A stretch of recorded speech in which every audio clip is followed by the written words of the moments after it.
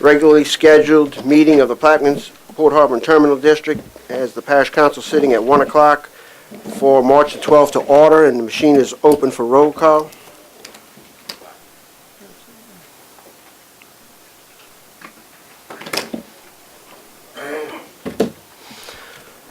Let the record reflect that 8 members are present. Councilman Bartholomew has not arrived yet. And at this time, we'll ask for you to stand for the prayer and then the pledge. We take this moment to acknowledge Almighty God and thank Him for our bountiful blessings, especially for this parish's natural resources. We give thanks to God for our brave and courageous men and women in our military who daily risk their lives to protect our precious freedom, and we pray for our world leaders to know how to obtain world peace. We also pray that this government body, comprised of both council and administration, will always serve our parish with honesty, humility, and equality to all. And as this government body gathers here today, we pray for the wisdom to know right from wrong, and the courage to do that which is right. Amen. I'd like to ask Mr. Hammer to lead us in the pledge. I pledge allegiance to the flag of the United States of America and to the republic for which it stands, one nation, under God, indivisible, with liberty and justice for all. Thank you. This time we'll move to, there is no executive session. We'll move to the status report by the Executive Director.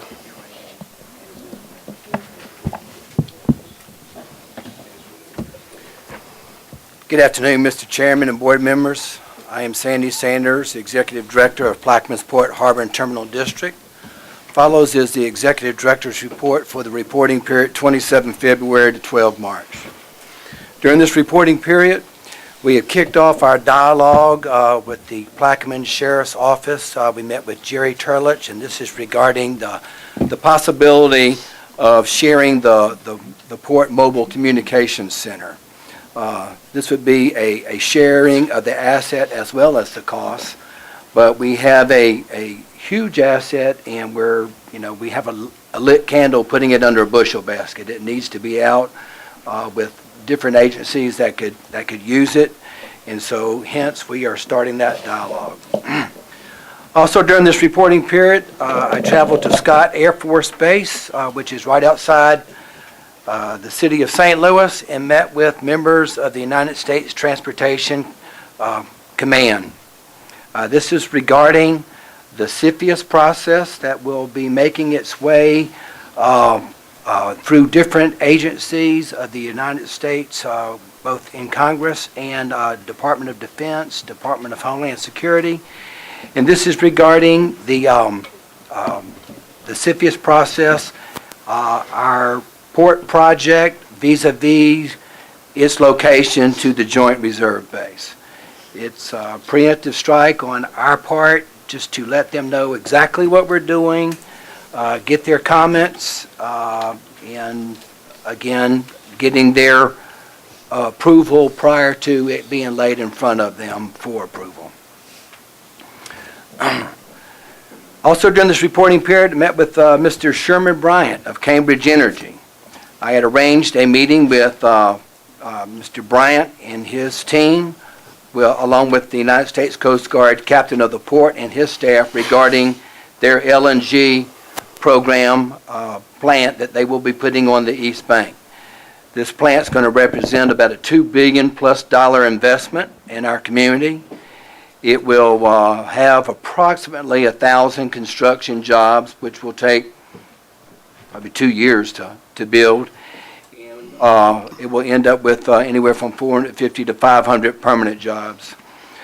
We coordinated this also with Councilman Mr. Bartholomew. It is in his district, and they will be returning here in a month or two, and I have invited them to address the board and tell y'all what their plans are.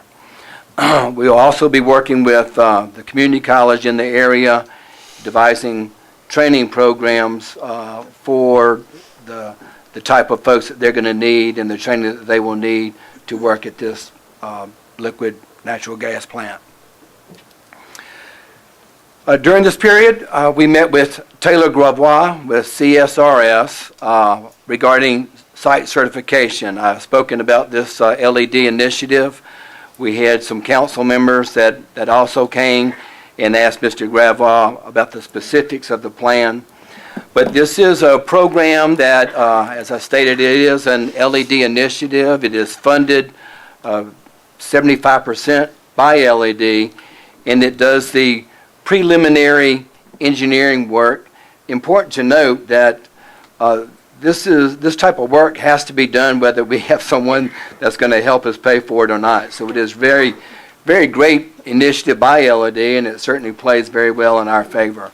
We will have to bear 25% match of that cost.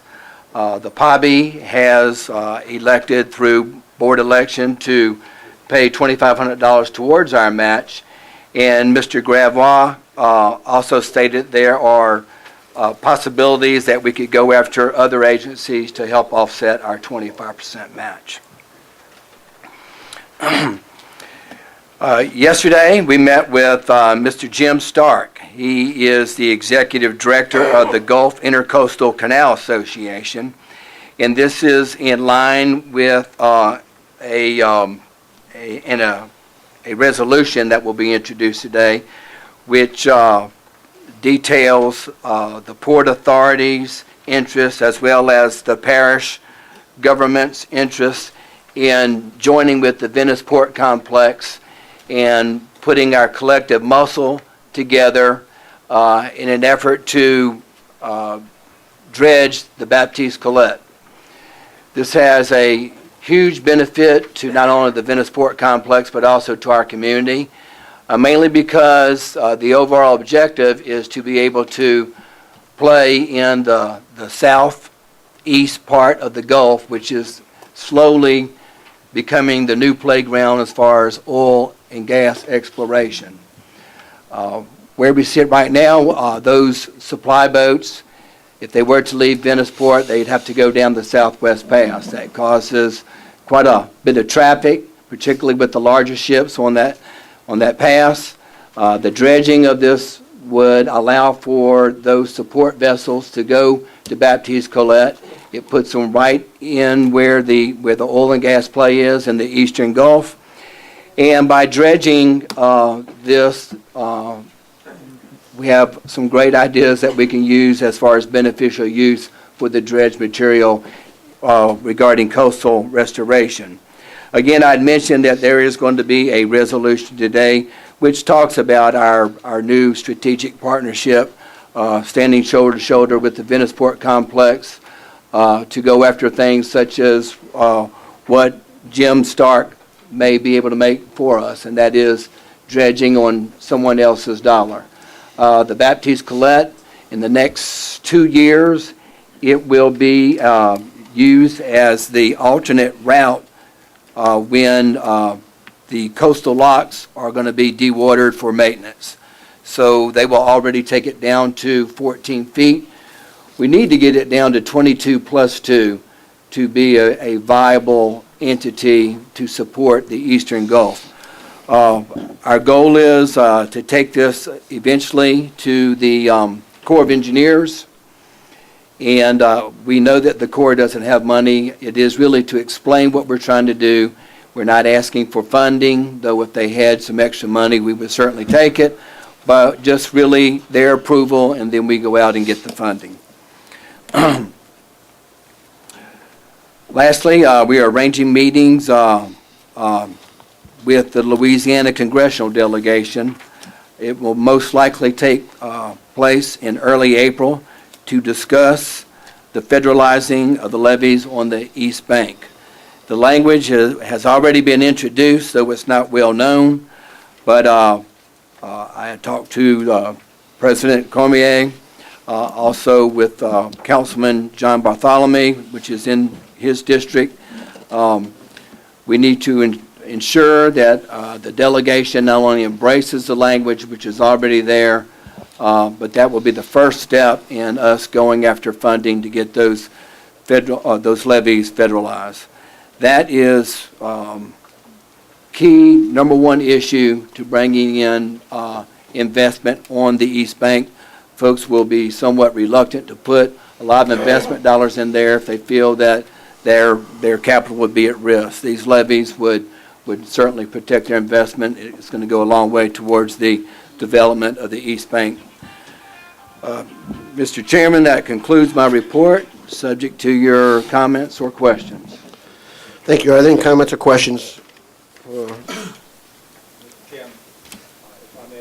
Would like to request that the port director also work with us about the Viking Cruise Lines, a very exciting thing that's coming to Louisiana. I think they're going to be in operation in 2017. And of course, in the newspaper article, they spoke about the upper portion of the Mississippi River from New Orleans going to St. Louis and Memphis. I would like to give them all of the information about the lower Mississippi, where the real history is located. I envision a trip down to see the mouth of the river itself, Port Eads, the head of the passes, Pollardtown and the exchange of Pollards, and of course the famous Fort Jackson and Fort St. Philip areas. Mr. Chairman, Councilman Bartholomew. I'd like for the minutes to reflect that I'm here. Let the record reflect that Mr. Bartholomew has shown up. At this time, we'd like to, under the Executive Director's report, introduce Mr. Eric Sundstrom, who is our representative in Baton Rouge. If you'd come forward. Thank you, Mr. Chairman. Members, my name is Eric Sundstrom. I am the port lobbyist in Baton Rouge. I've met some of y'all. I apologize for it taking so long for me to get down here to meet the rest of y'all. I work with Mr. Sandy to coordinate efforts with legislation in Baton Rouge, monitor the port priority funds, and transportation, any interest in commerce, import-export as it relates to the port. Y'all probably have received several emails from me over the past couple months. I've sent news articles that I've thought y'all may find of interest.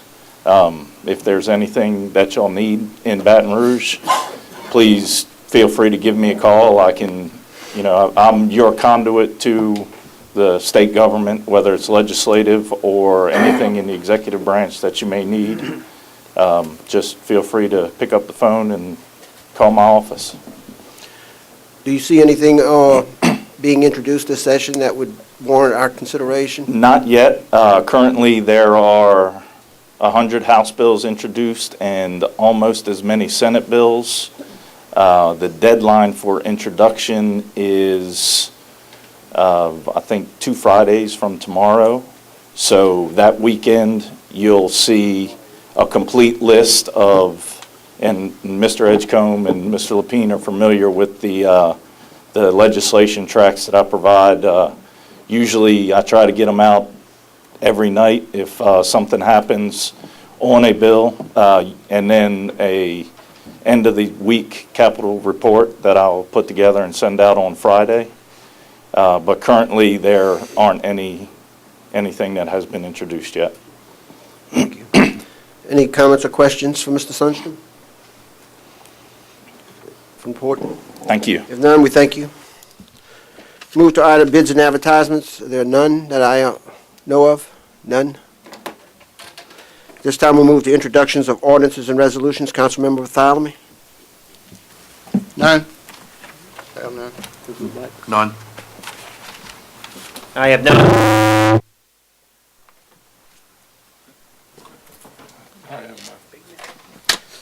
I have one. It's a resolution authorizing the Plaquemines Port Harbor and Terminal District to dispose of surplus movable property, specifically to dispose of 2 vessels, Authority 1 and Authority 2, on an as-is, where-is basis, in accordance with Louisiana statutes governing the disposal of movable property owned by a political subdivision of the state and otherwise to provide with respect thereto. I have none. I have none. I have none, sir. I have none. Thank you. This time we will move to item number 6A.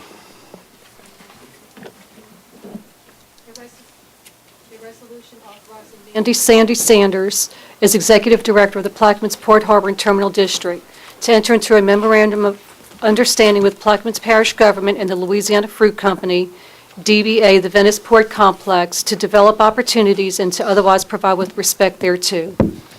At this time, I'll offer next for a second. Seconded by Councilman Juneau. Actually, Ms. Williams. Okay, sorry about that. This is an effort, and if you'd like to discuss it a little further, you mentioned it in your report. I'm assuming all of you have a copy of the agreement. This says basically we're going to work with the Venice Port Complex to promote the Venice area.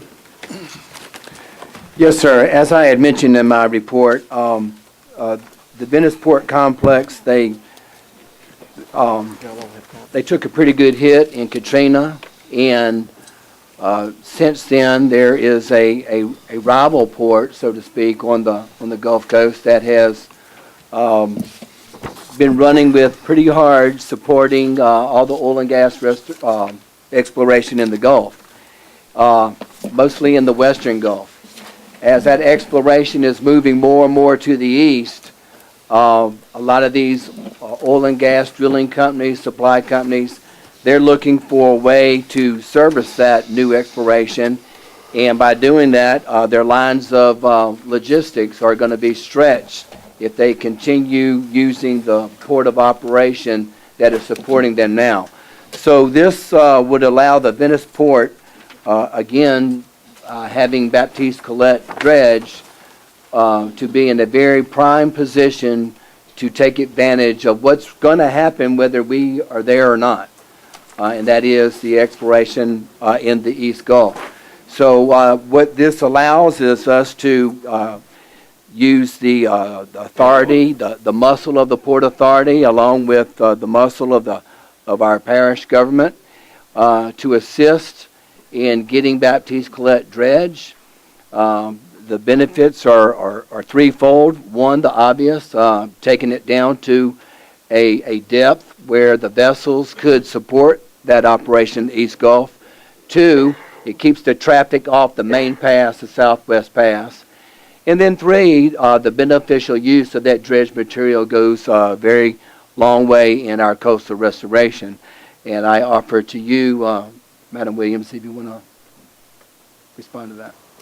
Yes, I'll just reiterate a little bit. Mr. Sanders pretty much summed it up. The Eastern Gulf is going to be the place for oil and gas exploration in the near future. And I think it is in our best interest to be ready when that happens. Venice is the closest proximity of all the ports that are being looked at to the Eastern Gulf. And I feel that if we're ready, we'll have a good shot at obtaining a lot of this business.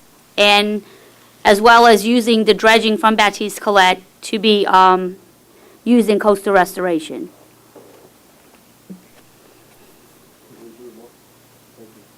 Any further comments or discussion on this item? Is this mic dead now? It's on. Yes. Could you tell the public who owns Louisiana Fruit Company, please?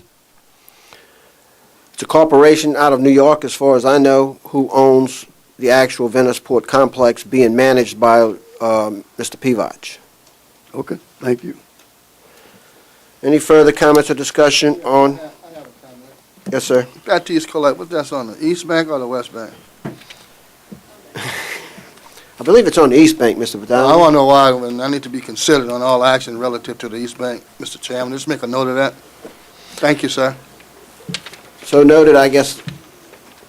Any further comments or discussion on item 6A? If not, the machine is open.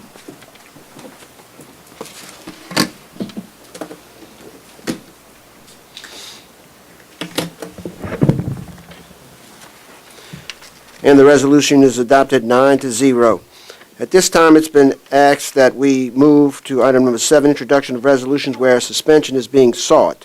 And at this time, I'll seek a suspension for the following purpose. A resolution to cancel the March 26, 2015 regularly scheduled council meeting as the sole governing authority of the Plaquemines Port Harbor and Terminal District, and otherwise to provide with respect thereto. And I'll offer it. Is there any objection to the suspension of the rules? Hearing no objection to the suspension of the rules, I'll offer it and ask for the secretary to read it once more. A resolution to cancel the March 26, 2015 regularly scheduled council meeting as the sole governing authority of the Plaquemines Port Harbor and Terminal District, and otherwise provide with respect thereto. At this time, I'll offer and ask for a second. Second by Councilman Edgecombe, and I'll defer to Mr. Sanders for the explanation.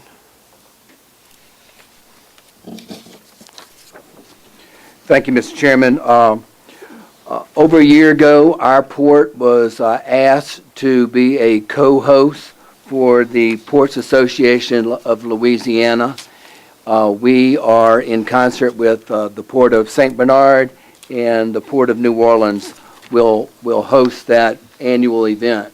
And it is during that exact time, it just so happens that it's going to be on the date that we have our port board meeting. So we are asking that the meeting be canceled for that day. Any further comments or discussion on the item? Hearing none, the machine is open.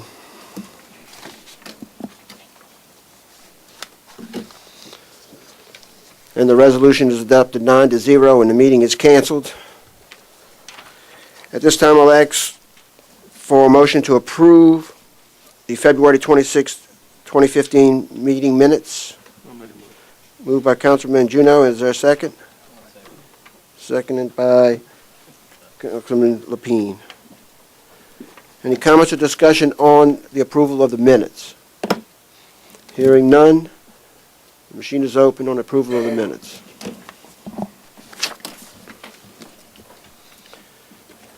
And the minutes are adopted 9-0. Do I hear a motion to adjourn the Port Harbor and Terminal District meeting? Moved by Councilman Edgecombe. Is there a second? Second by Councilmember Lapine. The machine is open.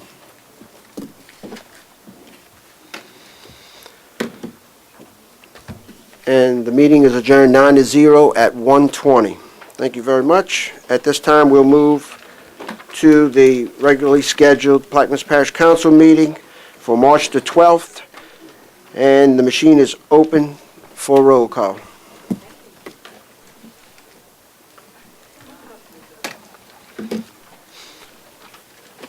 Let the record reflect that all 9 council members are present, that the president's office is here, Mr. Cormier, his 3 directors. And at this time, there are no executive sessions, so we will move to item 1B, proclamations.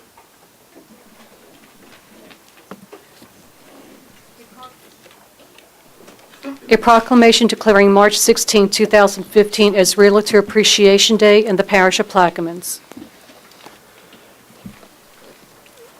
Today's proclamation, I believe, will be discussed maybe by Ms. Kelly Walker.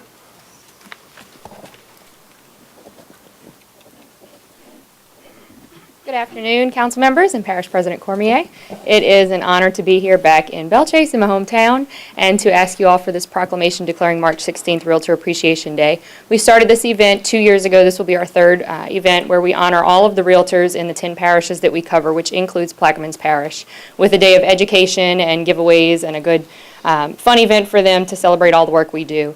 And so we ask you for this proclamation, and also I would like to say that if there is anything that we can do as an association, if we can be a resource for any major issues facing the parish, including flood insurance, getting rid of that bridge and getting something a little bit better, we are happy to help and provide any information we can to you all.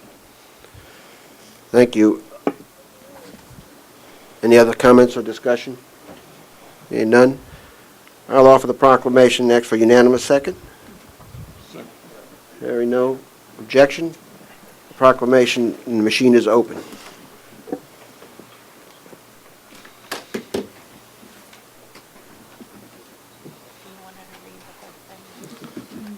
Would you like to read the whole thing? Would you like us to read the whole thing? You don't have to. Thank you. The proclamation is adopted 9-0. Somebody want to make the presentation? You want us a presentation right now, or can you wait? I can wait. Good. We'll do it in a little bit. This time we'll move to status report of the parish president. Yes, Mr. Chairman, one of the things we have on the agenda, everything seems to be working very smoothly. I want to commend the council with the action that they took last week with the budget. They really did a great job reducing the budget by $15,500,000. And of course, there will be some discussion on some other things that concerning the water rates today. And as a result of that, we also would like to institute a weekly meeting. I have a staff meeting every Monday morning, which runs from 9 o'clock to 10:30. And so what I'm trying to do with the council to make sure that we are in contact on a weekly basis is to have a meeting with the Sunshine Laws, of course, with 4 of them from 10:30 to, say, 11:30 and 11:30 to 12:30, and they can break it up in whatever groups they want to break it up in on Monday mornings. So we hope that that will expedite the communications between all the council members as well as the administration. Thank you. Okay, any further items or any questions of the administration on the President's report? Hearing none. Since Mr. Cormier mentioned that budget item, at this time I'd like to move to items O, P, and Q, which deal with the review of the budget that we addressed. And if Mr. Surpass would bring those forward, we'll move to items O, P, and Q without objection. And I'd also at this time like to ask that we take these items in globo, as they are all budget amendments.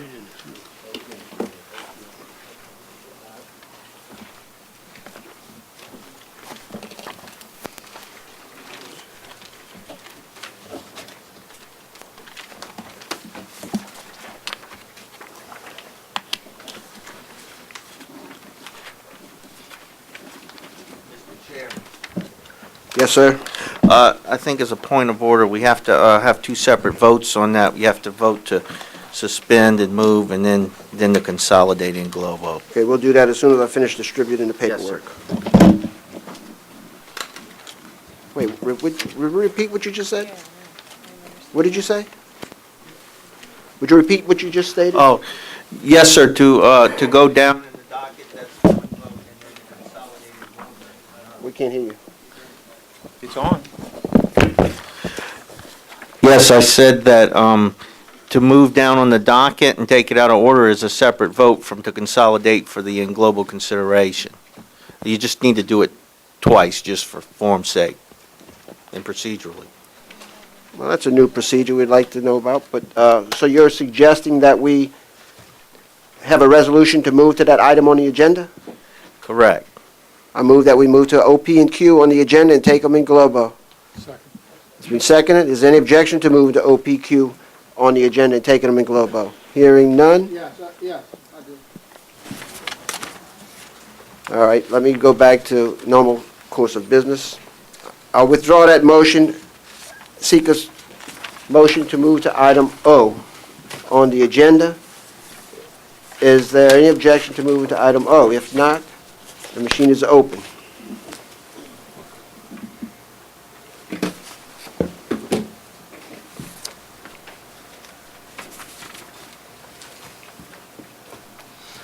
At this time, we will move to item O. Ask the Secretary to call the roll. An ordinance to amend the 2015 manpower structure and otherwise provide with respect thereto. I'll offer and ask for a second. Second by Councilman Edgecombe. And the floor is open for discussion. Any comments or questions on item O? What this does is reduces the royalty revenue to put us in line with $55 a barrel from the $96 a barrel budget that was given to us in January. Manpower part. Any comments or discussion on this item? Hearing none, the machine is open.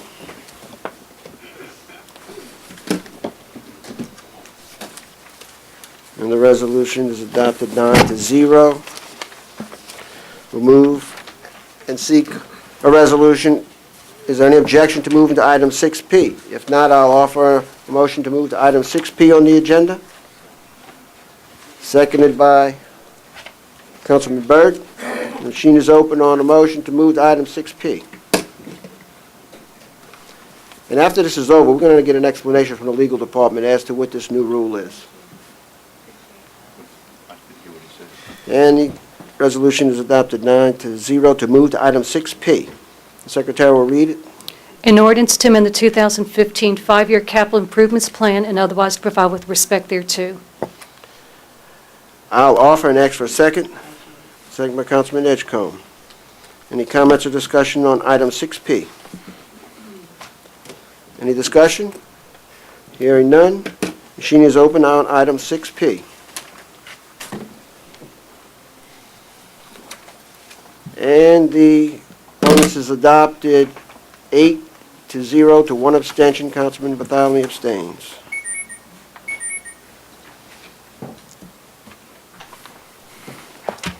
At this time, I see, is there any objection to move into item 6Q? Hearing none, I'll ask for a motion to move to item 6Q. The machine is open. Is there a second? Second by Councilman Juneau. The machine is open.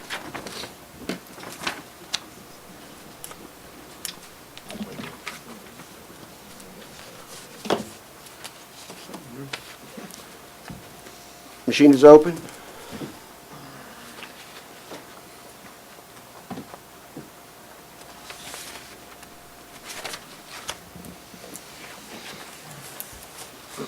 The resolution is adopted, and we'll move to item 6Q. This time, I ask the Secretary to read item 6Q.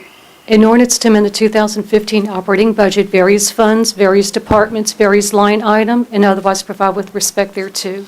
At this time, I'll offer and ask for a second. Second by Councilman Byrd. Any comments or discussion on this item? Hearing none, the machine is open.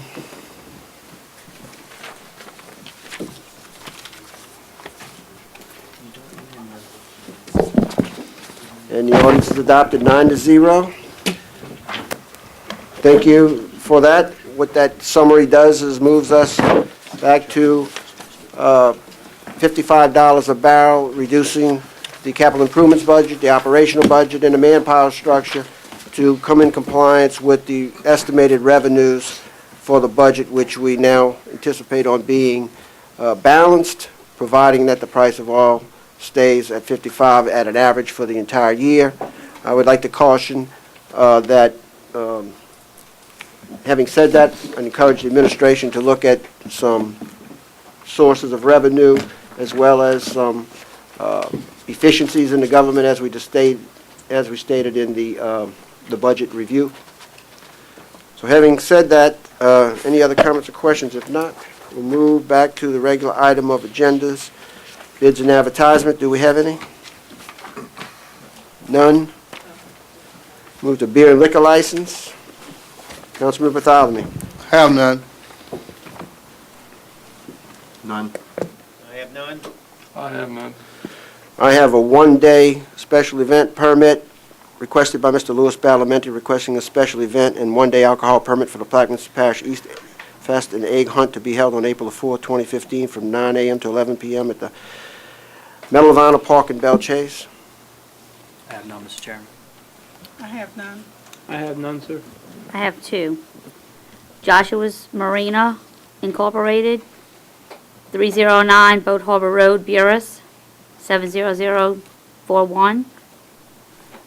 And I also have a special events request of Cambodian Fishermen Community Incorporated, DBA Cambodian Fishermen of Buras, Louisiana, is requesting a special events alcohol permit for its Cambodian New Year Festival to be held from April 11, 2015, from 6 p.m. until 12 a.m. on April the 12th, 2015. It will be held at 35619 Highway 11, Buras, Louisiana, 70041. Okay, do I have a motion to approve the liquor permits? Yes, sir. Councilman Edgecombe, is there a second? Second. Second by Councilmember Juneau. Any comments or discussion? Hearing none, the machine is open.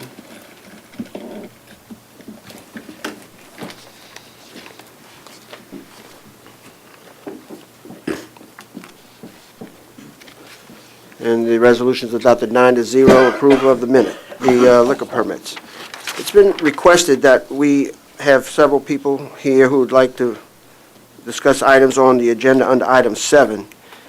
And it's been requested that we move to those items. Is there any objection to, and let me get this clear from this new legal department.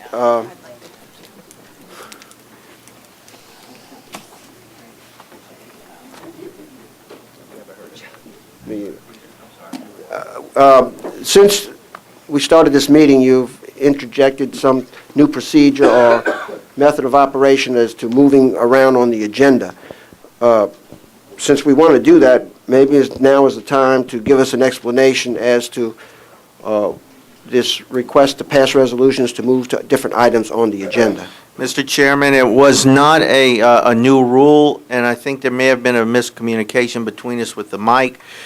It's a motion, it's not a resolution, but you can't combine two different things in one motion in parliamentary procedure. You have to do one thing and then do the next thing, but it's two separate motions. That's all I was telling you.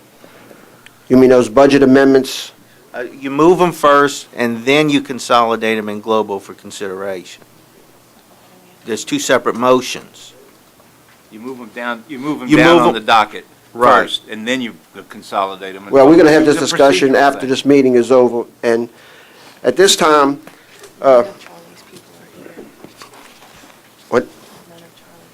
They're not here. Okay, well, at this time, we'll move to the presentation by the Water Company of America. It's been asked that we move to that item. Is there any objection to moving to item 7F? Hearing none, we'll move to item 7F.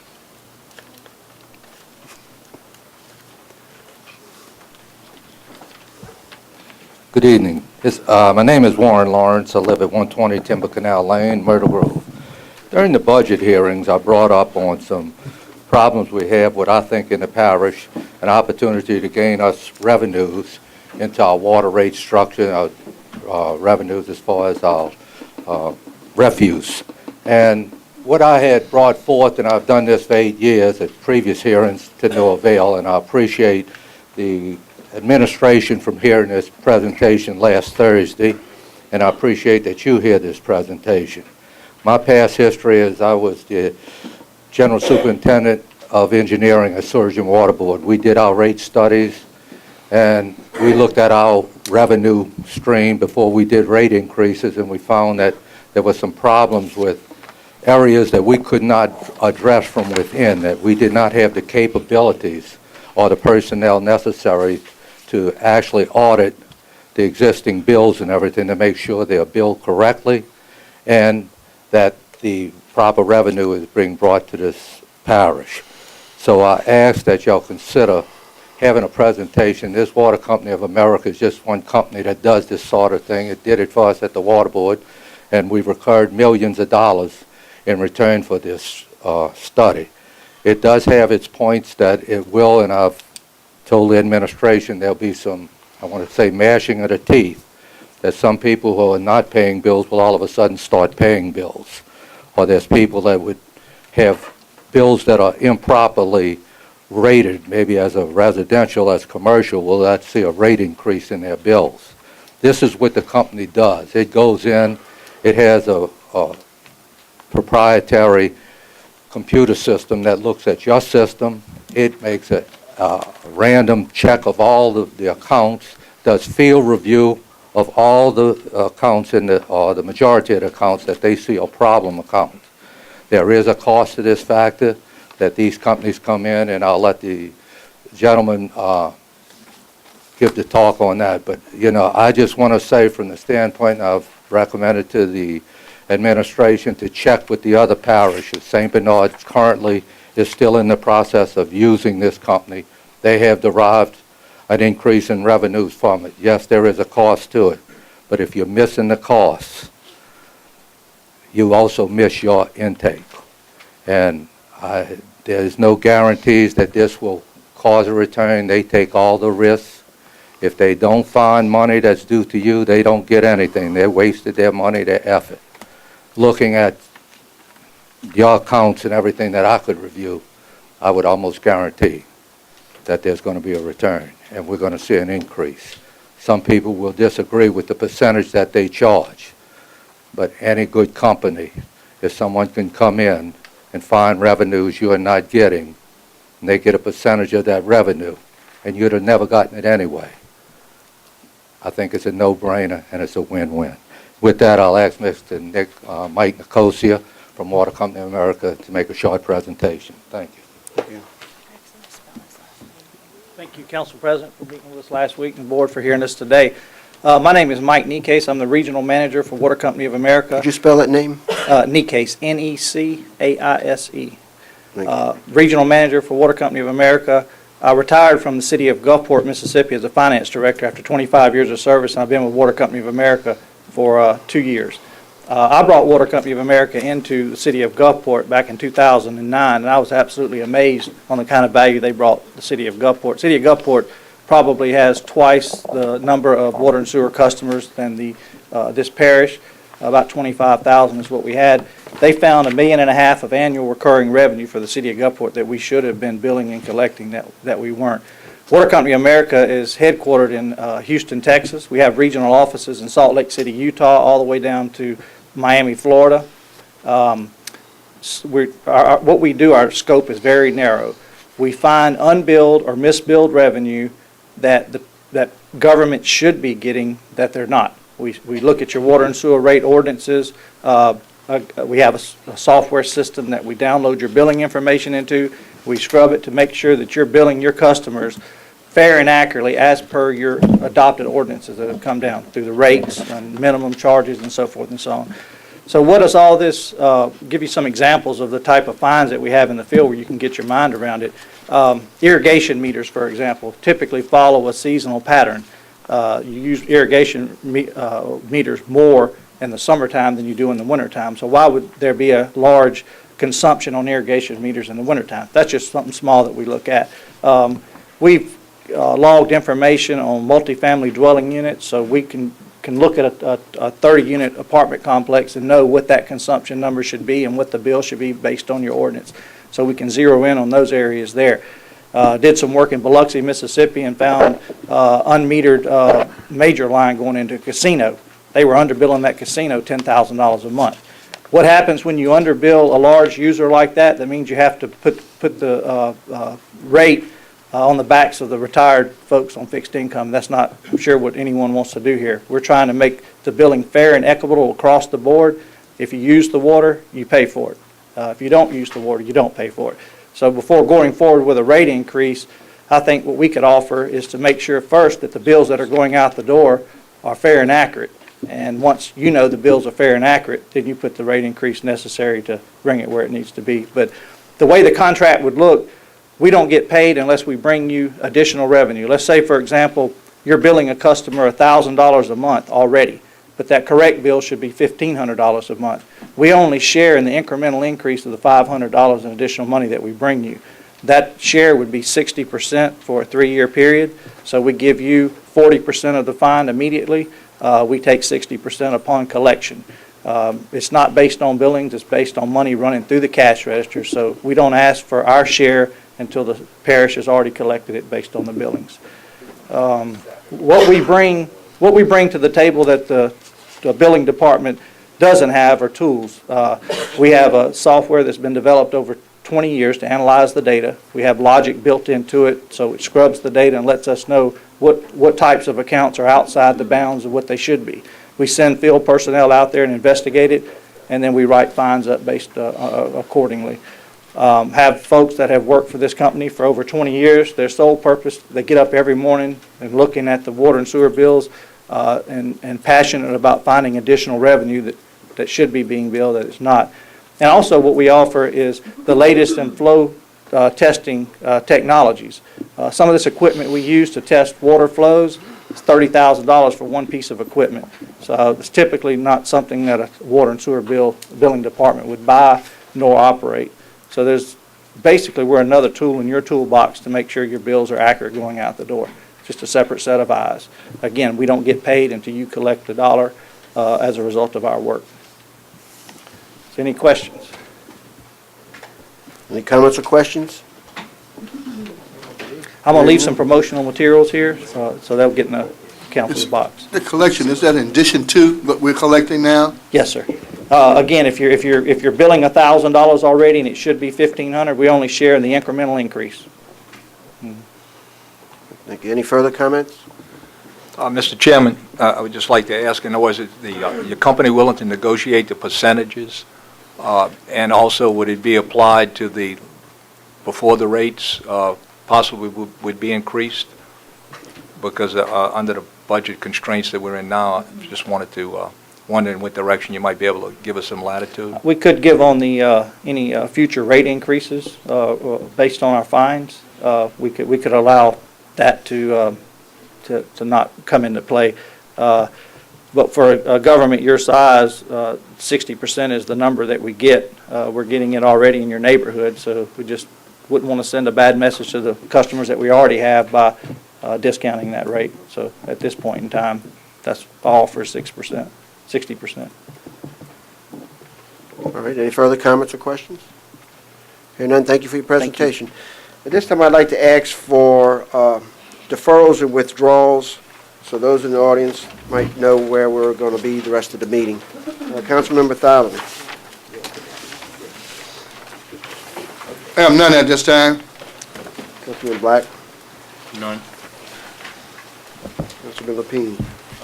We will be deferring 6B, boy, 6G, and 6N. And that's all.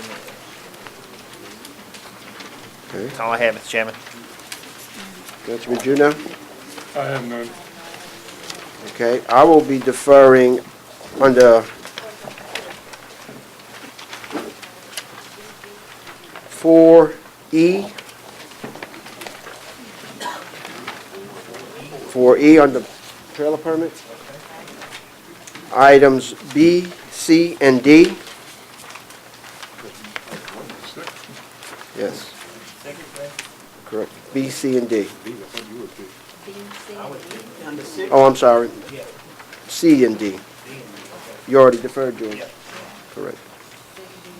C and D. And I also have item H, which I will defer.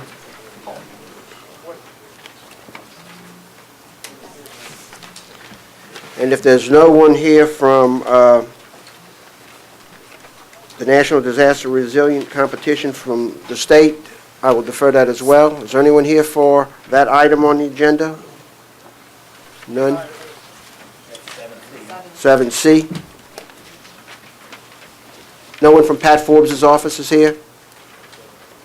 We'll defer that as well. Which one? 7C. Councilman Burt? I'm going to defer items 6, 6S, and 7D.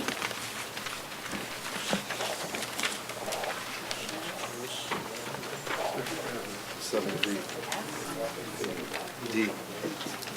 7. 7D as in dog. Okay. Councilman Salvant? I don't have any at this time. Okay. Councilman Edgecombe? And Councilman Williams. Okay, at this time, I know there's interest in the audience to move to several items. Is there any objection to move into item 6E under Ms. Williams's item? No objection, we'll move to item 6E on the agenda. Secretary, read that.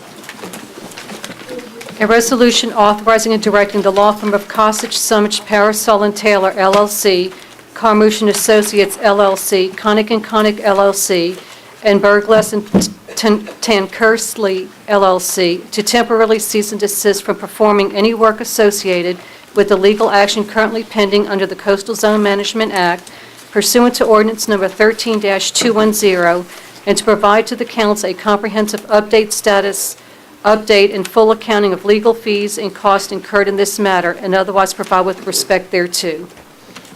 At this time, Councilman Williams offers his second to get second by Councilman Juneau. The floor is open for discussion. On this item, the intentions of this resolution was for the law firms to provide the council as well as the public with the costs associated with any legal fees that would be incurred from this suit. It has been brought to my attention recently that the Plaquemines Parish government has not been, neither will they ever be charged with any fees related to these coastal zone suits. However, this does not in any way change my point of view on this suit. I firmly believe that these suits were initiated for all the wrong reasons, and I continue to support the members of my district as well as members of the Plaquemines Parish residents, and I will continue the fight to have these suits dismissed. So at this time, I would like to withdraw this resolution since my question that I posed had been answered by the attorneys. And if anyone at the table would like to comment? Yes. I'd like to read a letter that I received from the Poppy Association.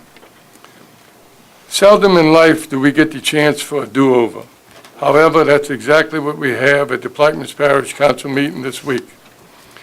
On the council meeting agenda is a resolution directing all the associated law firms to temporarily cease and desist from performing any work associated with the legal action currently pending under the Coastal Zone Management Act. Pursuant to ordinance number 13210, and to provide to the council a comprehensive status update, the decision before you is to consider alternatives rather than continue a lawsuit against an entire industry so vital to our parish, which could cost millions of dollars, years to litigate, and the loss of thousands of local jobs of our residents. The Plaquemines Parish Council filed lawsuits against 68 oil companies which have worked in the past and are currently working in Plaquemines Parish. The suits seek to have the companies pay to fix the damages they allegedly caused. The companies involved in the lawsuit were issued permits by the parish and state to drill their wells and dig the canals needed to service their wells. The lawsuits allege the state and parish permits required the companies to restore the area to the way they found it, and the companies did not comply with the permits. Unfortunately, for years, our parish and state government did not follow up in a timely manner to make sure the companies adhered to the requirements of their permits. The Poppy Board is on record that coastal restoration is of a paramount concern, and any company, energy or not, damaging our coast should be responsible for its repair. But we believe the approach should first be an attempt at a compromise resolution. The royalties and tax revenues received from the companies involved in the oil and gas industry account for over 2/3 of our parish's government budget and significant portions of the budgets of our taxing bodies. We do not believe it is wise to bite the hand that feeds you without first working on a compromise. The oil companies and the people that work for them live in our parish and support many of our local businesses. We realize that these companies won't just pick up and leave our parish, but given a choice to do business in a place where they are not being sued, the decision becomes clear. Is our parish government jeopardizing opportunities for the next generation? Today you have a unique opportunity, that is to insist on negotiations with the oil companies on an individual basis rather than filing suit against an entire industry so vital to our parish. Besides adopting this resolution, still allow the council to resume the suit in the future as a last resort. But it also sends the message that Plaquemines Parish is a good and fair place to do business. We urge the council to support adopting this resolution today and demand negotiations begin immediately with those companies suspected of violations. This is sincerely Mrs. Denise Buford, 2015 Chairman of the Plaquemines Association of Business. And with this, I also back this letter. Any other comments? Discussion? Mr. Ragus?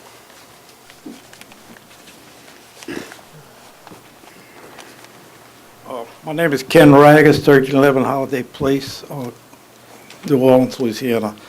My view on this is that you have 21 permits that you're going to issue today or not issue, and if there is presently not a mechanism to monitor all these permits, if the parish doesn't have a mechanism in place right now, then we should not say that the previous administration mechanism was incorrect. So does the council have a tool to deal with the 21 permits that you are going to deal with today? If you don't, then you can't throw the blame on somebody else. Thank you. Thank you. Any further comments or discussions? Mr. Edwards. Reverend Tyrone Edwards, 112 Thomas Land, downtown Phoenix, the best bank, easy bank. You know, this lawsuit issue, I think, is putting us in a situation where we're going to divide this parish. And I think one of the things is that a house divided cannot stand. And I know council members have a responsibility to their constituency, but I think the issue to me is not even the lawsuit. Prior to ever knowing anything about the lawsuit from the Southeast Louisiana Flood Protection or whatever that organization is, when we started going to Washington, D.C. to talk about coastal restoration, one of the questions was asked, where is the petroleum industry? Why are they not at the table? And so when you talk about compromise, I don't know what that conversation is about. But regardless to whether they damage the area or not, I just think that the petroleum industry should be accountable and responsibility to contribute some money towards coastal restoration. More than none. It ain't got nothing to do with lawsuits. I'm not even talking about the ones that do that. Because when you look at Brookway Park, people are still not there. You go down this river, people hurt. So I think they have a responsibility. If we have 61 companies in Plaquemines Parish, if each one of them would give $1 million, that's $6 to $8 million. It would make a big difference to coastal restoration in this parish. So when we had conversation with President Cormier, one of the things we say it is not even about a lawsuit, but it's about making them responsible to it. So I hope that in whatever this compromise that you all are talking about, is about making them accountable and responsible in terms, just like we say in the parish government. Because the sad thing to me is that when you start saying that the petroleum company starts saying that the local fishermen should be responsible because they damaging, then we're taking off the real issue. Everyone have a responsibility, and I think that they're not going to pick up and leave. We need them to be here. People need a job, but they should invest into coastal restoration. So I hope that's a part of your compromise. Yes, Mr. Lawrence. Warren Lawrence, 120 Timber Canal Lane, downtown Myrtle Grove. I'd just like to comment that, again, what Mr. Ragg has said, and also concur with the Reverend on this, is that we can't go backwards and do anything in the past. But we want to make sure that whatever's happening in the future, whether it be an oil company, whether it be anyone else that is destroying property, and if that permit, in fact, it was issued, that said they had to restore it back to the original condition, that should be held, the fee should be held to the fire. I think we should have the negotiations before you dismiss the suit. The only reason they would come to negotiation is because you did the suit. Let's do the negotiations. I think everything should be negotiated. Only one you're making rich is lawyers. And I'm saying is, what I want to make sure is what's coming forward. I looked at some of these, they're digging canals to extend pipelines in this upcoming suit. Is there going to be a requirement? Is there a bond that has to be set forth? Is there something to assure a monetary value is going to be given to this parish that they restore it back to their original condition? And it has nothing to do with whatever company, whether it's an oil company or whether it's anyone else that's putting a tower up in this parish. And they want to go out and go across the marsh to put up a tower. They run airboats across it and everything else. They destroy the marsh. I don't care if it's something that we got to handle with the airboats in this parish, but it's something that we got to look forward to. I'm too old to worry about it. It's gone. But I'm saying for the grandchildren and everything else. We're digging borrow pits and destroying our parish as we sit. We're now letting more come in and destroy more of the parish. Hold their feet to the fire. If there's a deposit, if there's a bond, make sure we have something legally put in place. Forget the past, but let's go forward and do it the right way. Thank you. Any further comments or discussion? Mr. Chairman, I can agree with Mr. Lawrence, the fact that looking through the permits that I have in District 1, which last week I had referred for some to be referred, because I haven't reviewed them, and I don't know what's going on with them. And when you look at the permits back then, you didn't see any approval list of that. Now, this week, received permits, we're dealing with the Wildlife and Fish Series, with their reservation. They have a mapped-out plan of action for these companies, what they're going to do and what they're going to come back and look for before they can release them. And that's the only one that is doing that. The rest of the district, that, as far as we're concerned, we are not. All we do is just signing off on it. But the Wildlife is the only agency that I know of, reviewing the applications that are on file, that make sure that when that company leaves, they go back and check and everything before they put the stamp as okay. Maybe we should run every application. Yeah. Yeah. That's all, Mr. Chairman. Thank you. Mr. Frelish. Vince Frolich, Coastal Restoration Manager, Plaquemines Parish. Getting back to these oil companies, a lot of people are saying the oil companies never paid anything, and I'm not for, destroying our coast. But the YMCA in Belchase has been paid for by oil companies. The Shell Oil donated $1 million to Cat Island Restoration. So these oil companies are trying to help a little bit, but lawsuits is not going to get it. So I just wanted to bring that to y'all's attention. Thank you. Thank you. Any further comments or discussion?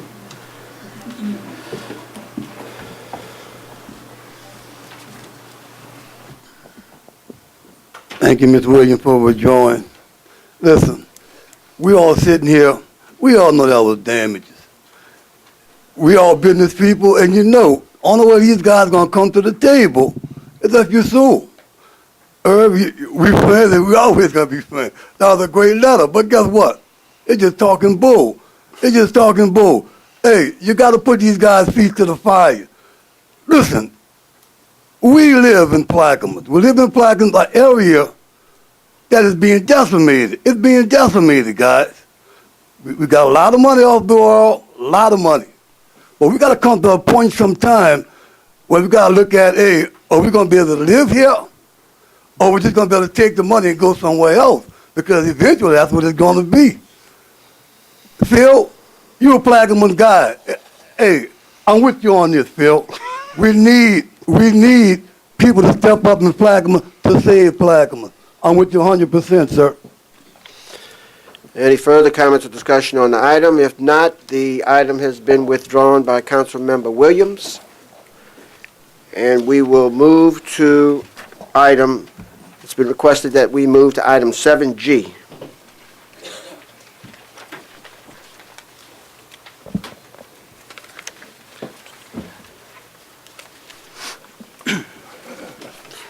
Yeah. Discussion of parish-wide aerial citrus spraying.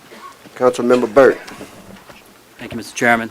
I'd like to bring up some representatives from the citrus industry to give us a little bit of insight on their industry here in the parish. As many people know, we've just went through a very a brutal budget process.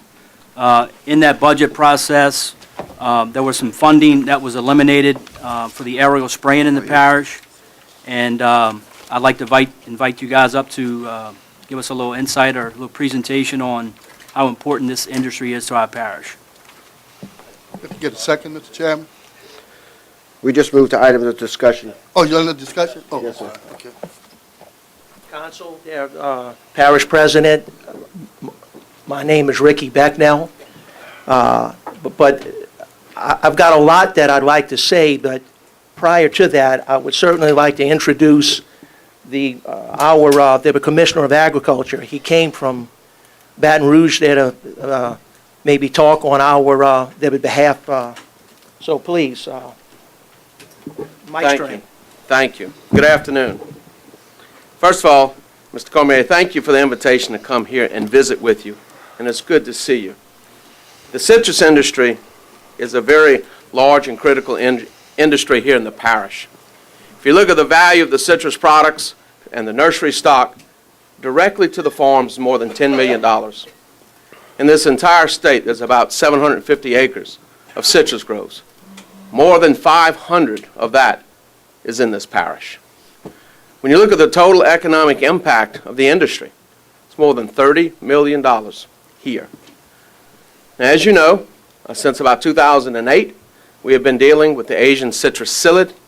It is an insect that transmits citrus greening disease. Now, the citrus psyllid has been found back in '09 in this parish. We have not found citrus greening disease here. It is in Orleans Parish and also in Washington Parish, and those parishes are quarantined under that disease. Now, approximately 3 years ago, your parish instituted a parish-wide spray program. And the idea of the parish-wide spray program is that in a very short window, spring and fall, in May, after the bees do their pollination, in a 48-hour period, the entire parish is sprayed. Citrus greening is transmitted by that little insect, the citrus psyllid. The only way to prevent that from being here is to control the citrus psyllid. Part of the big issue is, why is it necessary to spray parish-wide? And I think your expenditures are running between $150,000 and $200,000 a year, is that you have many abandoned groves. You have abandoned properties. You have a lot of backyard properties. Our larger our citrus nurseries, such as the Becknells, they have invested heavily, and they have contained, have containment for their nursery stock, and they do spraying, they do all these other things. We have to protect the heart of this industry. Currently, Department of Ag and Forestry, we have 2 full-time people in this region, and they are doing surveys. They're looking at the citrus plants. And also, we have invested heavily in infrastructure here in the parish. We've invested more than $2 million in infrastructure, and that is for our growers in the form of very advanced greenhouses. We're very proud, very state-of-the-art. We've also investing, again, using federal money to do the surveys. But citrus, when you think of Plaquemines Parish, what do you think of? You think of citrus, fishing, oil. This, people's families, it's been going on for generations. We're asking for your help. I know your budget is tight. All of our budgets are tight. I've also reached out to our state and federal delegations as well. To your state representative, Mr. Leopold, to your state senators, Mr. Crow, Mr. Heitmeyer. I've also am in contact with Congressman Steve Scalise's office through Justin Crosay. I figured if the majority whip could help us find some money, all working together. But our window is in May.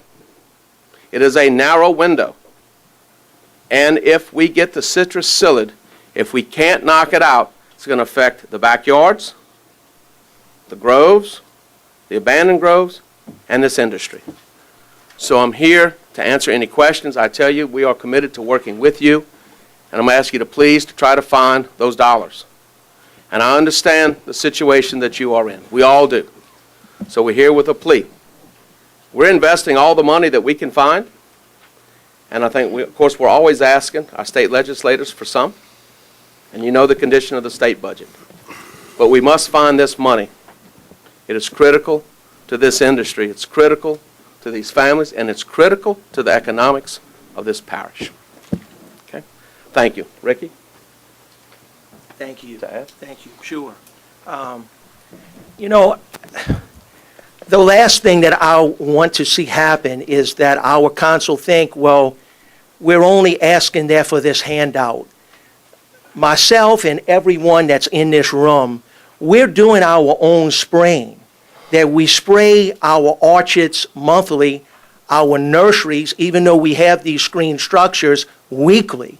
So we are really taking care of our businesses. But it is the people that are not here, that has passed away. Maybe they're in an old folks' home. Maybe they fled to higher ground with our other hurricanes. This is the abandoned groves. This is the breeding ground that we have to have help on. The Commissioner Mike that he really did a great job with really filling you all in, but trying to make you fully understand, that helicopter serves as 2 purposes. It sprays and blankets the entire parish from A to Z. This is 100% from Belle Chase to South Platte, West Bank, East Bank, it blankets, they're within a 48-hour window. Also, I mean, we don't have the capabilities that to spray all of these abandoned groves, so it is blanketed. But the last thing that I want you all to think is that, oh, well, we're just wanting this money and everyone's just going to lean back and we're just going to watch the helicopter spray and it's the parish's nickel. We have invested heavily on they were protecting our businesses. Like the commissioner said, if you all have any reservations, please ask us and we can just have an open conversation. Let me ask you this. I've heard this issue is the abandoned groves from more people than you. Why are we not addressing the abandoned groves if the responsible growers are handling theirs? And thank you for coming, Commissioner, but did you bring some more money with you? I'm here asking you for money. And I'm asking you for money, so it's a two-way street. It is, actually. So, it's good to come and ask for money. We just cut $15.5 million out of our budget a little while ago. So I guess what I'm looking for is, rather than a shotgun approach, as someone would say, is a rifle approach to those irresponsible abandoned groves, how can we deal with that? Can your agency make those trees go away and let the liability go away with them? That has been looked at in Florida, and that has resulted in a tremendous amount of litigation. We have talked about that. And so at the end of the day, that is very difficult. Other than having the owners take them down themselves, for the state to go in and remove their trees because they're not spraying or keeping them up, currently we do not have that authority. I mean, is it a health hazard that we can declare a health hazard? It's not a health hazard to humans, no. But what it does, it destroys the value of the fruit, becomes inedible, and the trees die. So it's an economic injury to the plant on that person's property. But it is not a health hazard to anyone outside. But what happens is when you get that citrusillid and citrus greening, that bug will spread that disease from one grove to the next. And I think because you've had an aggressive program for a number of years, that's why you don't have citrus greening here. If you look at the state of Florida, citrus greening is the worst disease they have, for their entire citrus industry, and it's been devastating. And so I am here pleading with you, but also I'm here to tell you that we will work with you any way we can to try to find some resolution to this problem. I also thank you for sending the letters on to your legislative and federal delegation. Thank you, because we had that conversation just the day before yesterday about that, and you've already taken care of that. And so we will all work together to make that happen. Do you have any idea how many acres that we're talking about as far as being abandoned acreage? Your total acreage here is approximately 515 acres. Ricky, do you know how many of that is abandoned? Well, when I had asked Mr. Raymond Ferrer with the health department, he had thought that for sure that there was 4 abandoned groves, each one of them having about 300 trees per grove. So usually, for quick reference, it's 100 trees per acre. But when we started back and forth mentioning those groves, I think that there is significantly more there than that. When I spoke with the helicopter pilot, Don O'Hinsey, he had thought, just from riding and flying over, that it was anywhere from 10 to 15% of the overall commercial orchards. But I would like to add to what the commissioner was saying, trying to sympathize there with this situation that we're all in. Plaquemines Parish, all of our growers and residents recognize so much of our heritage there in the citrus program.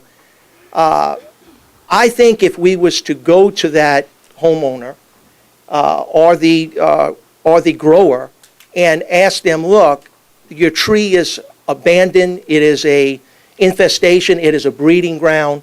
I personally went years ago to the grove a little south of me, And Mrs. Craig had no problem, said, Ricky, whatever y'all need to do, because I had mentioned that, Miss Craig, it may come down to taking your trees out. She said, look, that whatever you need to do, my husband is now passed, and trying to look at, trying to take care of our parish. There would be two ways to go and accomplish that. We could try to get a bulldozer in there, but I would think that would be wrong. I think that it's what I would call like a snowball that would affect. That when you put a bulldozer in and you uproot trees, you're going to have holes, and then they're going to want sand to go and replace that. And then when the bulldozer's there, hey, I'm going to bring an extra 10 loads in. Can you slick it off to put a trailer? But if we were to put into place this whack and squirt is what it's called, and I'm pretty well versed there on that. That is a weed killer that you would go in on a tree trunk and you would hack it about 3 times. It all depends upon the diameter. And you just take the little knapsack pump and you would just spray it in that open sore. And that would kill that tree totally. So if you have no green foliage, you have no harboring insect, that the trees is already pretty much covered over with a bunch of vines. So, that is a way, Benny, that we could possibly go in and reduce. It may cost something one time, but then we could lower that at cost, this is an issue. I'm looking at all of you here. I mean, we are a parish-wide industry that I think every one of you there up in the council here has citrus growers in everyone there in the district. This would be a very nice way. It's not like that y'all have to barter, well, hey, I'm going to help you and you help me later. This is going to go and affect all of Plaquemines Parish. We have came so far with the different freezes, with the hurricanes. 7 years this program has been in place. We have sprayed successfully 14 times. If y'all say, well, Ricky, we can get the money, this will be the 15th time. Your department, that they can hit the ground running. Raymond Ferrer, they're in that whole mapping group. They know exactly where to target this and how it's got to be done. I'm asking each and every one of you to please consider to put this back up on the ballot, vote for it, and get the money. Uncle Ben, did you want to say something? Yes, thank you, Council. I know some of you I don't. I'm in the citrus business. I have 2 different stands in Plaquemines Parish. I have 22 employees. That's 22 families that depend on my company. And basically what we do is citrus. Florida's in a great research program right now. They're just about to break through on solving the problem that we have with the citrus psyllid. They have tried all kinds of different things. In fact, they have tried penicillin in the trees, and within weeks, it solved the problem. But the problem with that is some people are allergic to penicillin, so they had abandoned that idea. But they're working on different root stocks. If y'all would stick with us and just continue this program, it could be tomorrow, it may be a year, it may be 4 years, but there is going to be a breakthrough, and we will not have to worry about the citrus greening any longer. Thank you. Members of the council? Councilman Ricky, kind of a 2-part question. How do we combat people who have an orange or citrus tree in their backyard that we don't know about? Every year I get a letter from the parish that states if you like to spray your tree, I might get 2 or 3 requests the whole year. Now, I don't know how to police that or how to figure out who has a tree, who doesn't have a tree, who could be in jeopardy. And the second part of the question, you said we spray in May and October. You know what the cost breakdown is per spray? Well, that would be, About 80. You're spending about 80,000 per spray. Per spray? Yes, sir. Thousand, the government. But I thought the whole total budget was 80,000. It wasn't 40,000 a spray? No, 160. I think, 160 for was the year. whole total budget? I think that was. where you're getting that from, that the 80,000 was for the helicopter. Okay. That is the helicopter, But that once is we do spray- 40,000 there per application, with 2 applications, a total of 80. And once we do spray, we will catch these homes who might have a tree in the backyard that could be infected? Well, what happens there is that there you have your commercial fruit grove, and then you have all of your backyard that Raymond had told me is about 5,200 trees that we're currently treating with the insecticide tablet. So that is done once per year in the fall time for your backyard treatment. That little Cortec tablet has debit residuals up to a full year. But the helicopter on that commercial spraying is twice that per year. Okay. To answer your question, maybe we could just try to be that creative and get the word out that if you have any tree, it can be put down with this little tablet, and it will protect it. It has great debit results. And if y'all don't want to take my word for it, I don't think that you're voting on it debit today.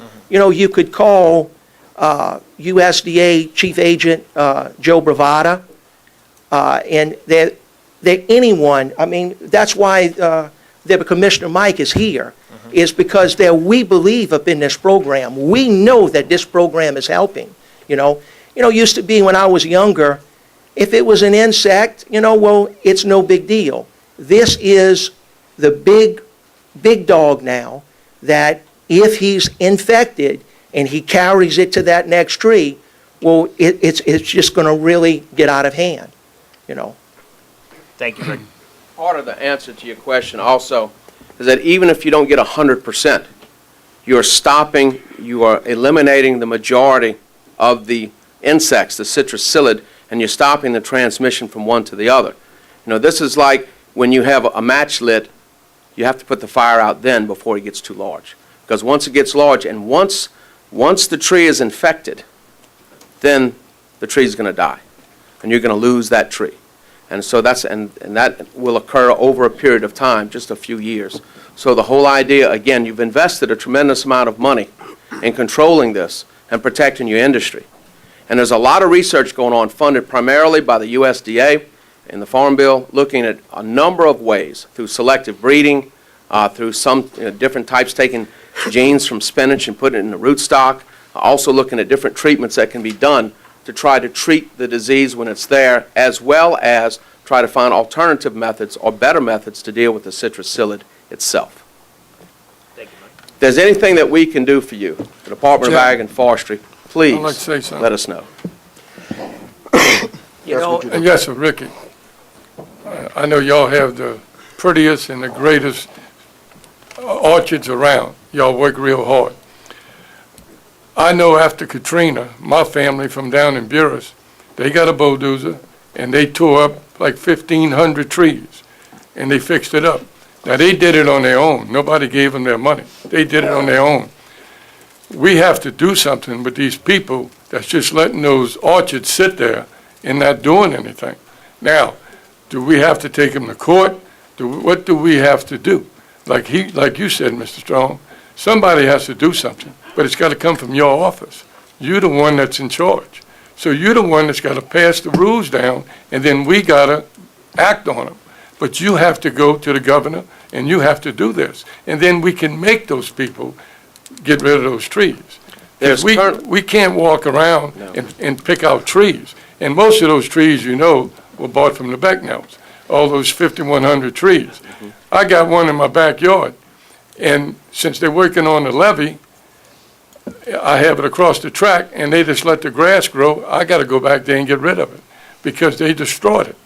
But that's what's happening also. Some of the poor people that planted trees, they're working on the levees, they're working on the road. That's why a lot of them are being destroyed at this moment. And do we cut them down, or do we do, like you say, use the whack and skirt? That may be the best thing. But from your office, we got to give permission to the president, and then from the president to the council, and we'd be more than glad to do anything to help these people, because they got a lot of money invested, and we know that. We're not trying to hurt no one, especially the ones that take care of their property. The ones that don't take care of their property, that's the ones we got to get on. And like you said, Ricky, they're not here, because they don't want to be here, because they don't want to be responsible. Currently, under the law, there is no authority to take those trees. We have looked at that. We've also looked in Florida where they passed laws to do so and went in. And we looked at that initially to have that authority. Currently, when we find citrus greening, we go and negotiate with the owners to see what it will take for them to allow us to take that tree out or for them to destroy their own tree. So I'll be more than willing to work with your legislative delegation where we can pass a statute that would authorize that. Now, I will tell you that there are certain areas where we have asked owners to take out trees, not in this parish, but in other parishes, and we will be in court. And the thing of it is, that may take years. I mean, that's what we found in Florida. The program where they passed laws and ordinances and went in and bulldozed groves, that was determined to be very unsuccessful because basically the state lost those litigations. And so we have looked at that, to have that authority. If it was something that would affect the human population, then we could probably rise to that level under seizing someone's property, because it has to rise to a higher test. But we are willing to investigate that, to have that. But when you go on somebody's property and you take their property, I mean, that is one of the highest levels of constitutional rights, is the right to property, even if your property, is sick. So, but we will be willing to investigate that and be glad to take a look at that. But in the interim, we have to continue to support the industry. Let me ask you this. I got a note. Spraying is from Jesuit Bend to Venice and Braithwaite to White Ditch. Is that where the spraying occurs? I was told that the spraying starts at the Napa, right there in Belchase, to South Empire, East Bank, and West Bank.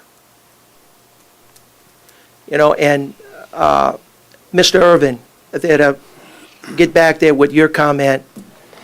Time is not on our side. Y'all have taken that money, or someone has, that from the budget. It's going to take quite some time to put it back. There, we have to have y'all vote on it. If y'all do say yes, which I'm really hoping that you do, then we have to order these chemicals, line up there the helicopter, and this should be done typically that we have to watch there the blooms up on the trees, that we don't want to mess up our honeybees. Once that bloom is finished, honeybees is flying off, they're in the clover then we're spraying, typically around in May. So we don't have a big window. Right, but just to let you know, the budget that was given to us and adopted by the previous or the prior administration and council did not have the money in the budget. So when we got the budget, there was no funds in there for this program, and on top of that, as you heard earlier, we had to go in and cut $15.5 million more. So it wasn't anybody at this table that took the money out. The Yes, money sir. wasn't there when we got it. You So, know, just to let the record reflect what really we're dealing with here today, because a lot of times things are said that aren't completely accurate, and so for that purpose, I want it to be clear where we're at. And when you run there the numbers, let's say that our fruit industry and nursery industry, a very conservative figure, just up on the commercial side is over 10 million. If we're asking for 200,000, which we never spend that, there's usually around 150 to 160. That's less than 2% that our council, they would have to put out to keep our citrus industry going. You know, I think that's pretty good numbers. Mr. Chairman, you think y'all can lend us the money and we'll pay you back? Since you got 10 million, 12 million, we'd be glad to borrow it. Well, And as the year goes by, we'll gladly give it back. I'm just saying, because we just can't foresee it. We just don't have, we're in a bad way. We cut over $3 million on the East Bank out of levee projects. We can't even go and pave shells for driveways where people are sick, can't get out. The ambulance couldn't even pick them out. They had to carry the people out last week. I mean, these are things that this council has to deal with. And I understand your crisis. Believe me, I do. I really do. Now, and I sympathize with that. But it's not an easy fix right now. I understand it's not an easy fix. circumstances. And what I really suggest, the commissioner would get together and do some kind of co-op thing, Orange Association or something from the state standpoint, where you can have input into the legislatures to have you some fun just for that. Not to do anything else, just to combat those type of problems that may come up at any given point in time. And if we do have funds available, no problem. But you always will have that in place to protect you and the growers in Plaquemines, because the co-op itself will be on some kind of cycle as far as funding from the state standpoint and from the federal standpoint, and also from us standpoint. So you would really have enough if you do that in the years to come. Now, I understand that's not now, but I'm speaking in years to come. If y'all would organize and do that, you would never have this particular problem. And the commission itself could make sure, through his concerted efforts in the legislature, to put some money in the orange growers' hands to protect them as well. That's just my general comment. Well, in closing, I thank each and every one of you. Once again, Deputy Commissioner Mike, on behalf of our entire citrus industry. And please, don't go in there forget, like the Commissioner said, there's only 3 industries left in Plaquemines Parish. Realizing that citrus is the smallest, but we are still a very proud industry. So please consider, I know money is very tight, and we will do whatever that we can to lower this cost. Please, you know, this would be the 15th time that, like I had said, please consider this. By the way, you can also add the best fruits. Sir? The best fruits. The tastiest. Not only, Absolutely. the best tasting Well, fruit is. thank you. Thank you. You can add that to that resume. Mr. Cormier, Mr. John, I would pronounce your last name, but I can't see it. It's at an angle from here, and even with my glasses on. I understand. Yeah, Mr. Bartholomew. And members, I will pledge to you to work with you, and that's a very good idea. I need your help so that we can, have the proper conversation with our legislators. And the way that we would do that, and we have done this in many industries, where we work with the industries and we set up funds and we deposit them through an assessment or whatever mechanism it is. And we deposit them in the Agricultural Finance Authority where they can't be swept. So many of my funds have been swept, and especially in the last few weeks, as you know. So I will work with you, also with our federal delegation. And I know we have an immediate problem that we need to deal with by May. So in the next few weeks, please, let's get together, let's have these conversations, let's work together, and let's find a solution so that we can continue to grow this industry. Are you referring to something like the boll weevil issue? Yes. You got any money left there? Actually, they did take some, but I do, because that is a fund, but it is not a tax. It is a fee that we utilize for inspections. It's in a trust fund, and it's in the Finance Authority trust fund. Finance Authority has money to loan. We do loan money. But the other thing is that when you set up these trust funds, we're very careful how we set them up so that the corpus of the fund cannot be swept. And because we have found many of our funds that we had available, we have no funds to deal with such issues as spraying. None. And that's not right. We should. But that's the situation we're in, and that's why we're here today. But we're going to work together. And we're going to find a solution, and I look forward to that. So, thank you. Thank you. Thank We you. have some other people. Mr. Chairman. Thank you. If I may, I'd like to thank Commissioner of Agriculture and Forestry, Strange, for coming in and his immediate response to trying to help us out in this situation. In summary, he did help us to construct some letters that were addressed to Congress, Mr. Scalise, and of course to the local delegation we have in the state. And I would also add at this time that Plaquemines is named after a citrus, a persimmon. And so we really respect that industry, and we hope to work with you. I would like to have the Health Department man, Mr. Ray Farrar, come in and add some information to this, if I may. And in the last 2 years, we have sent more than $2.2 million here. And we're going to continue to do that. And the whole idea is that we continue to look for that money, find that money, and utilize it. So again, thank you. Mr. Ragus, then Mr. Ferrera. Ken Ragus, 1311 Holiday Place, New Orleans.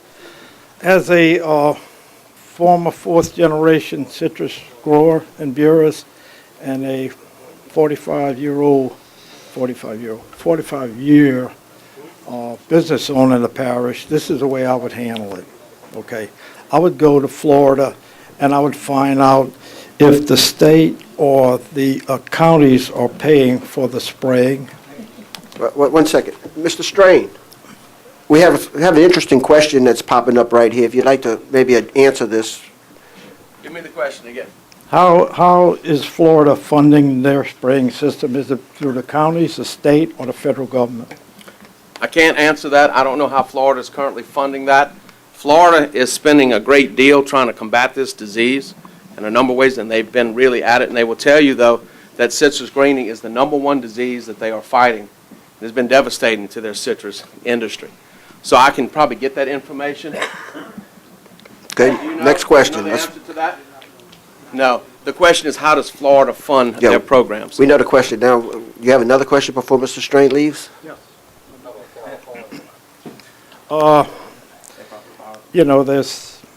This is simple deductive reasoning. You go back and you get information from other people who have dealt with it on a gigantic,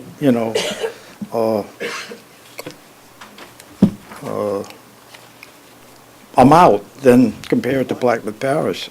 They've dealt with this. I mean, I communicated with people in Florida through the Citrus Industry magazine, and this is a simple thing to solve. You just have to go back on and get available data. Commissioner Strain said he's going to check on that and give us some information back. Yes. That's it? Thank you very much. Mr. Ferrer? Good afternoon. Raymond Ferrer with the Plaquemines Health Department. And there's been a couple of questions regarding the budget.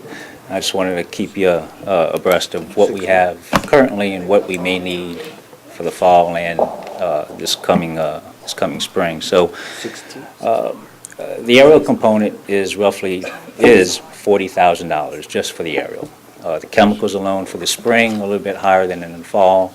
I'm playing with the law of averages. The spring cost for the chemicals is roughly $21,000. So if we were to do anything for the spring of this year, it'd be about $62,000. If we were to do anything in the fall, again, the aerial spray would be $40,000 off the top. And again, playing with the law of averages, fall treatments for the chemical amounts, usually about $15,000. Let me ask you this, Raymond. We hired Golden Ranch out of Thibodeau to do this spraying. Yes. What about the parish helicopter? Is it not equipped? We don't, are you talking about the parish airplane? Well, we have an airplane and we also have a helicopter. Right. Well, the airplane is strictly for mosquito control, and that goes too fast, and it would have to go, actually almost hover slightly above the tree line to do the work, and the airplane would be out of the question. Well, how about the helicopter? I'm not sure that helicopter. I don't believe at this point if it's truly equipped to do that kind of work. Right, but I mean, it sits there all year long, and I'm not sure who uses it, but it's a thought, anyway. Okay. I do want to expand a little bit more on the second component, and that's the backyard trees. Again, we go on those properties based on permission of the property owners. Some of those folks we don't hear from, but we physically walk past houses that we know have a citrus tree in the back, and it's hard to calculate those number of trees, and it's even harder to calculate or get a number of how many of those folks actually treat those trees. It's pretty difficult. What happens to the casual growers, if they don't treat the trees, what happens then? That's what I'm saying. It's hard to It'd be find a- out who those numbers are. The growth of the trees, the insect, right? Yeah. They're potentially exposing their trees to that Yeah. insect if they're not treated. So the 1, 2, 3, I mean, some houses have 12 trees on their Where did the property. bug come from? I believe, Mr. Strand, you probably left, I think it came from China, I believe, yeah. China? Yeah. It's Asian. Yeah.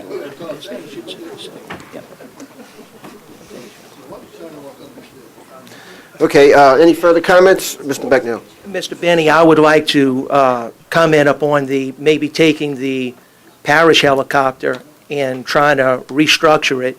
You know, this guy, he's set up with a 40-foot boom.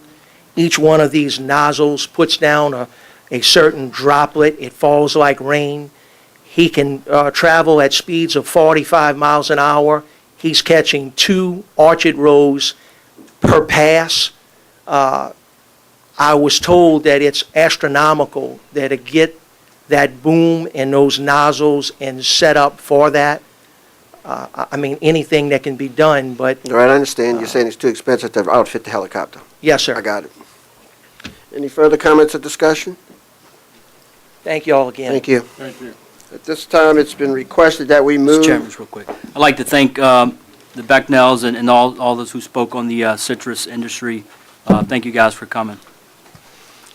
I'd like to encourage Commissioner Strain to go back and see if he can find the governor. And if you're lucky enough to find him, would you ask him for some money?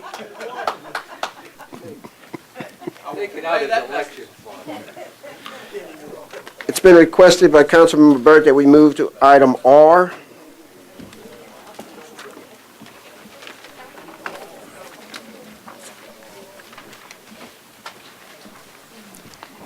A resolution urging President Barack Obama to repeal the executive order establishing a federal flood risk management standard and a process for further soliciting and considering stakeholder input, and requesting Senators David Vitter and Bill Cassidy and Representative Steve Scalise and the entire Louisiana federal delegation to encourage the repeal of and prohibit funding for said executive order and to provide with respect thereto. Councilman Burt offers, I'll second. Floor is open for discussion. Yeah, at this time, I'd like to invite up the Executive Director of the Greater New Orleans Home Builders Association, Mr. John Luther.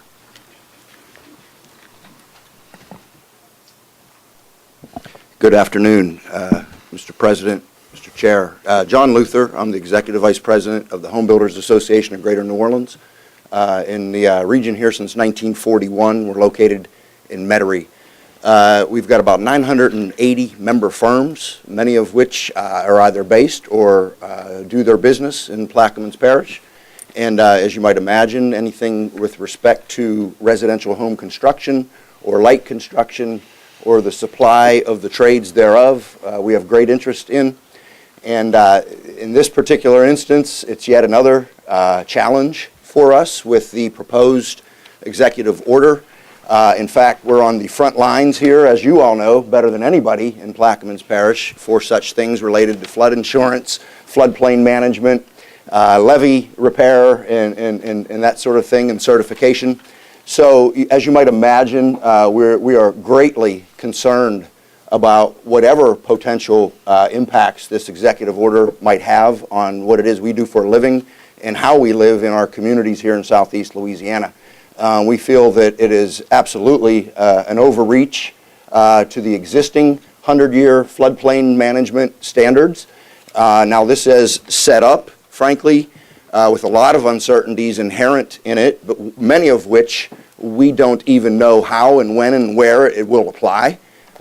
There was a recent listening session that was held in Biloxi, Mississippi, and many of our representatives from the Home Builders Association of Greater New Orleans attended and testified. And as it's set up and as they left the hearing and the listening session, they knew less than what they knew going in, frankly. It's causing us great concern. Now, these proposed federal floodplain management standards are supposedly tied to federal financing and the development thereof. Well, guess what? So many of our members and so many of our community work with federal housing finance programs, including veterans housing, HUD-related housing finance, anything from rural housing development, so the list goes on and on. So it's not as clean cut as it just being dedicated, any kind of expansion in the floodplain to 500 years, is just dedicated to what is federally financed. Everything is federally financed in our part of the world, frankly. So we would applaud and appreciate you from the home builders posture to continue to work as you have been doing, dating back to bigger waters, and let's go all the way back to Hurricane Katrina recovery 10 years later, that we would ask you to continue to stay vigilant and stay active, and we are there as a partner. Again, we've been around since 1941, Plaquemines Parish being one of our jurisdictions. Many of our builders reside here. And so I just recently, coincidentally, have met with Congressman Scalise, Richmond, and new Congressman Garrett Graves, who, of course, was with the Jindal administration on the coast, if you will. And we have expressed our great concern over this unwarranted expansion of the floodplain requirements. And all of them have the information and the detail. And there is some, as I understand it, there is some interest afoot in Congress, perhaps to see what Congress can do to rein this back in, to have some oversight over it. That's in its infancy, so we'll see where we go. But I really appreciate your time, and again, glad to serve whatever resource we can from the Home Builders Association and our national association in Washington, D.C., for this and many other matters. So thank you. Thank you, Mr. Luther. Appreciate it. Thank you. Any further comments or discussion? Mr. Edwards. One thing I'm glad the gentleman said that he talked to Cedric Richmond. But just looking at it, the fact that it came up and all the people he listed were a Republican. And I'm not a Republican nor am I a Democrat, I'm independent. And there have been a historical relationship with this president and the Republican Party. Not to say it is, but on surface. I hope that before you pass this resolution, that you would talk to the Democratic side on to see they take up on it, because it seems like to me this is a one-sided spill, because it seems like it should say talk to the congressional representative, but all the representatives that got named just happen to be Republicans. So it just make me, wondering before you just take one side, that you actually talk to Stedman, Richmond, and the other members of the Democratic Party to find out where they stand, so this won't be one side. That's my only concern about this. So will you recommend an amendment to include Cedric Richmond? Well, I'm recommending before you pass the resolution to going against this executive order, that you meet with the other side and see what they take on it, rather than accepting something that's just one-sided, because the way this is it seems like it's coming from one side. Well, the side I'm coming from is that I'd hate to see that anybody in this area would have to comply with 500-year flood protection. No, I'm with you on that. Don't get me wrong, because I don't want to pay it either. That's why I was asking Councilman Byrd if he wanted to just include Cedric Richmond in this, because as you should be well aware, we don't have any Democrats in Congress except Cedric Richmond. I'm just saying, but I think that's why you have all Republicans. I'm saying that I think that he should be referred, at least talk to find out what is the position, his position on this. I'll offer the following amendment to include Cedric Richmond in the list. Is there a second? Council Chair, before you move on that, I took the liberty of pulling up this executive order, and I kind of concur with the minister who just spoke earlier. I think basically, I'm going to read a part of some of the comments in this order. I mean, in the statements that Senator Vitter and Cassidy reflected on, and I think basically it just comes down to their opinion. Vitter and Cassidy criticized the new standards, saying that they would increase the cost of projects and cost jobs. Is that his name? So, and I can go, continue to just go on and on about the position of these senators, and I think it's just a matter of opinion, and as Reverend Edwards said, it was the Republicans that were speaking, and still we know the relationship that's out there in the climate between the Republican the Republican representatives and the current president. So having said that, I cannot support this legislation at this time. Thank you. Mr. Boyd, I know this is your resolution, but I would hope that when we do resolutions like this, we need to explain to the public what this executive order is. Because many may know, the government may know, but the average person, they don't know what this order is. You know what I'm saying? It needs to be explained a little bit more explicit so people can understand what are we doing here. I understand what it is, and I agree with you, but we need to explain to the people a bit more, because this is very devastating here, because people have built up 18 feet in the air, a lot of places. So, but people need to be aware of exactly what we're doing here. Warren Lawrence, one quick comment. I would just make a suggestion to the resolution that you take out the names of any senators and representatives and just put the entire federal delegation. Thank you for the recommendation. Councilman Burke. I'd like to call to a vote. Question's been called. Machine is open.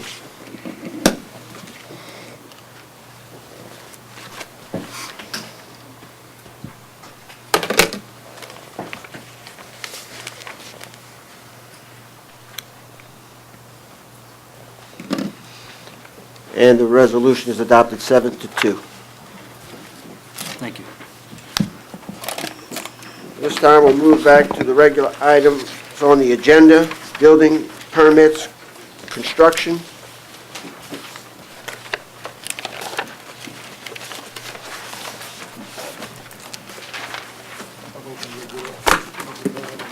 Get a picture. You still got time?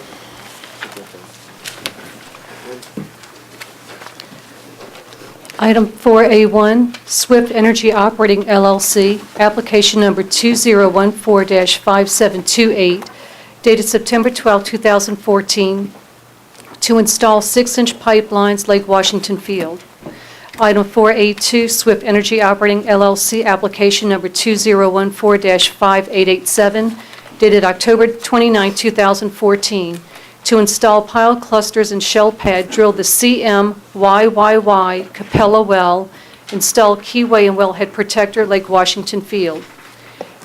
Item 4A3, Century Exploration New Orleans LLC, application number 2014-5893, dated October 7, 2014, to plug and abandon SL 17861 well number 001 and remove existing 4-inch pipeline, Breton Sound area, blocks 52 and 53. Item 4A4, Swift Energy Operating LLC, application number 2014-5888, dated October 29, 2014, to wheel wash, install pile clusters and shell pad, drill the 18907 number E well, install keyway and wellhead protector, Lake Washington Field. 4A5, LLOG Exploration Company, LLC, application number 2014-5935, dated November 6, 2014, to install 6-inch pipeline, May Pass area, revised blocks 22, 23, and 25. ExxonMobil Pipeline Company, application number 2014-5958, dated November 17, 2014, repairs at 4 locations on an existing 12-inch pipeline, Barataria Bay and Rattlesnake Bayou area, and that was 4A6. 4A7, Swift Energy Operating LLC, application number 2014-6026, dated December 11, 2014, to install 4-inch flow line, Lake Washington Field.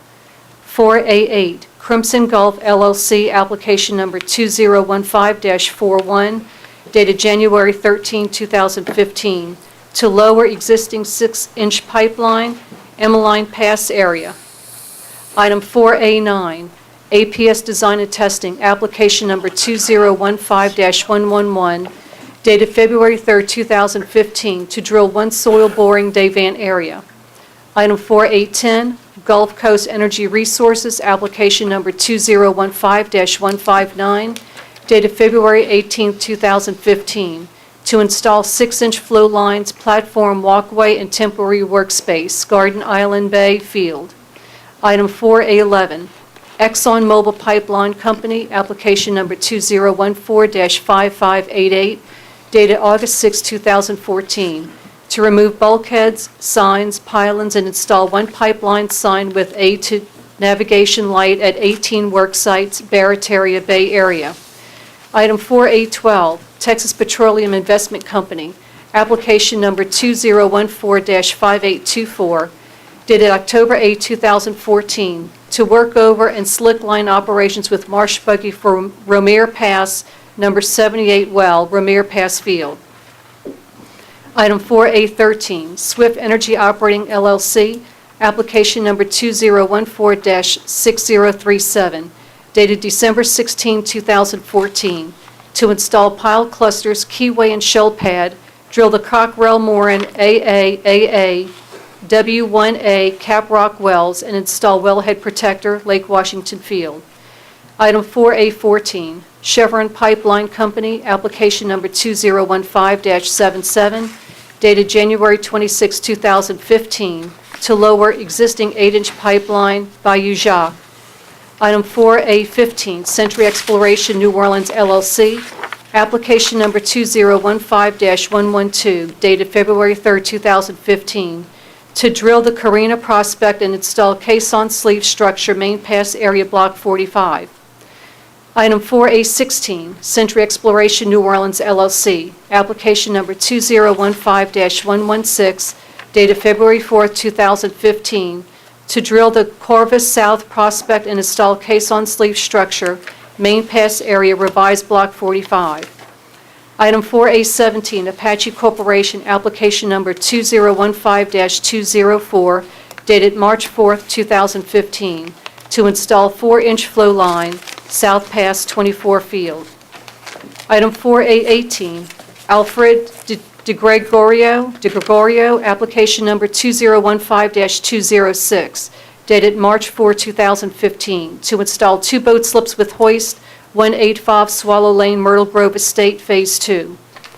Item 4A19, Colonial Pipeline Company, application number 2015-207, dated March 4, 2015, to conduct 8 anomaly repairs along an existing 20-inch line 7 pipeline, North Carlisle area. Item 4A20, Dune Energy, Inc., application number 2015-209, dated March 5, 2015, to install 4-inch flow line and Wasky desk, Garden Island Bay Field. Item 4A21, Dune Energy, Inc., application number 2015-210, dated March 5, 2015, hydraulic dredge and drill the SL214 GIB, number 559, offset Garden Island Bay Field. At this time, is there any objection to taking items 1 through 21 in globo? And if anyone has anyone to remove from that? Mr. Chairman, I concur. All those on the East Bank has been identified and documented, has been turned in on each one of them. Thank you. So is there no objection to moving through items 1 through 21? Do I have a motion to accept those items in globo? I'll make a motion.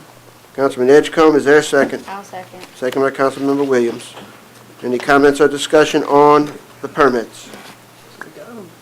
Mr. Agus. Question. What agency is responsible for monitoring the enforcement of these permits? It's a legal question that I'll defer to the legal department, but it may jeopardize the case. Okay. Thank you. Anything else?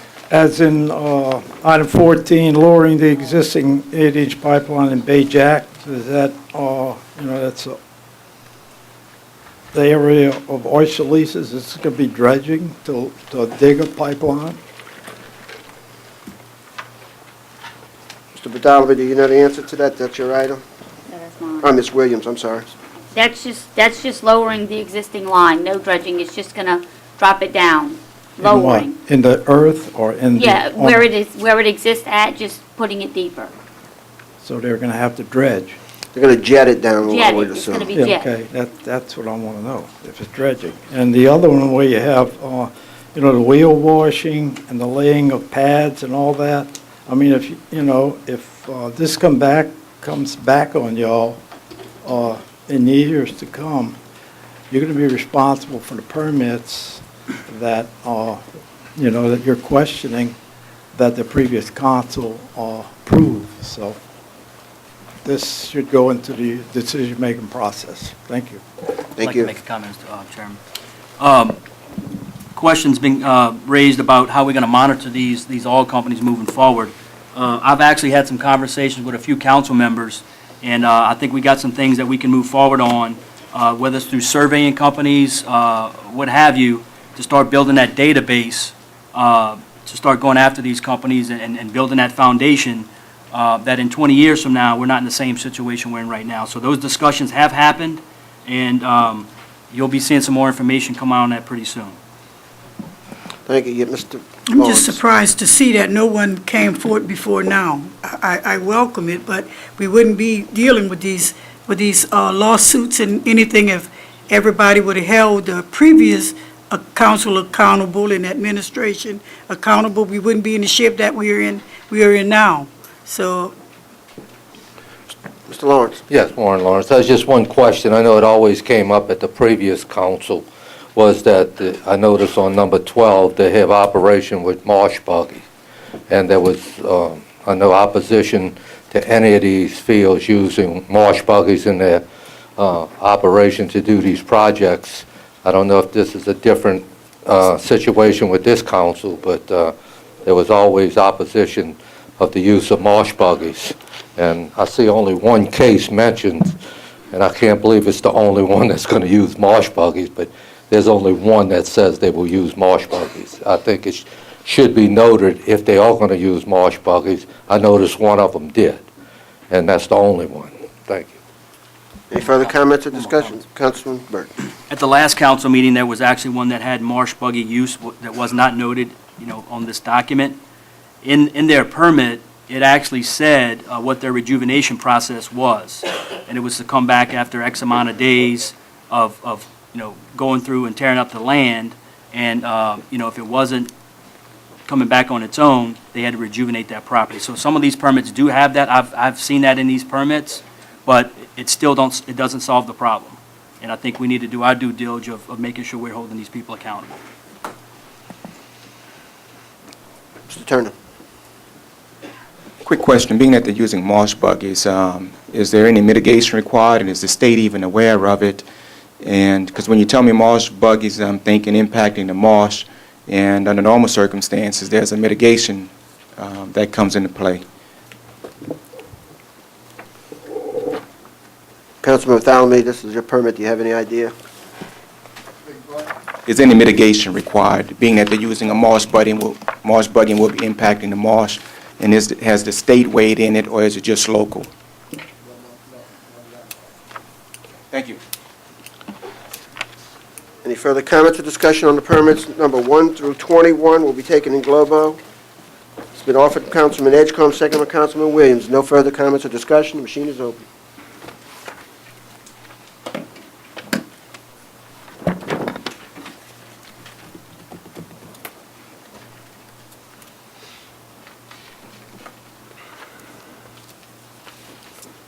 And the permits are approved 8-1 with 1 abstention. Move to item B, 4AB.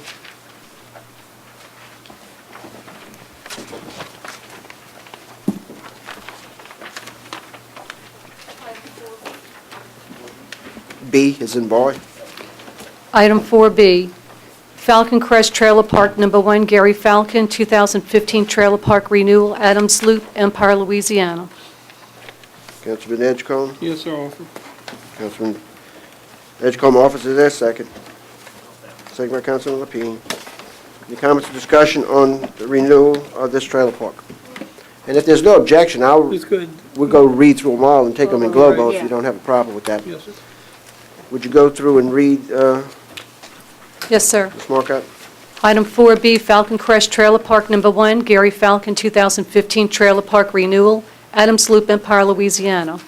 4C, Falcon Crest Trailer Park Number 2, Gary Falcon, 2015 Trailer Park Renewal, Falcon Crest Lane, Triumph, Louisiana. 4D, Yellow Cotton Bayside Cabins and RV Park, Barbara Picorni, 2015 Trailer Park Renewal, Nels Lane, Boothville, Louisiana. 4E was deferred.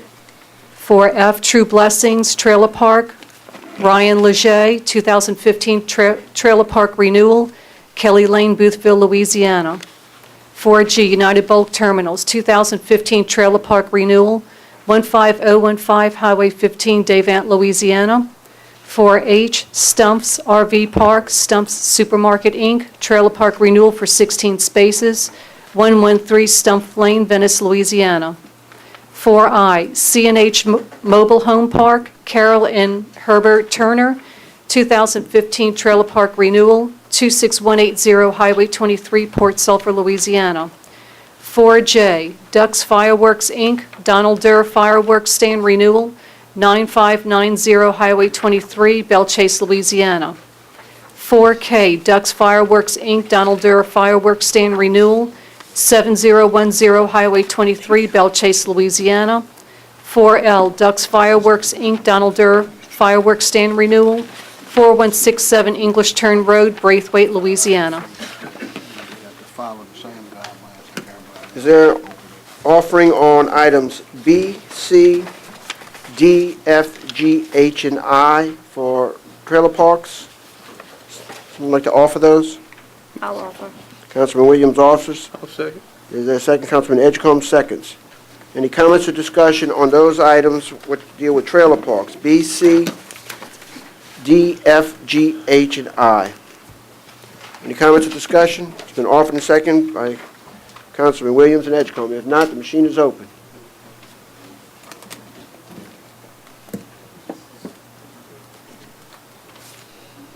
Those permits are approved, 9-0. Now we will move, and would someone like to offer items J, K, and L, which are fireworks permits in Globo? Councilman Juneau offers. Is there a second? Second by Councilmember Bartholomew.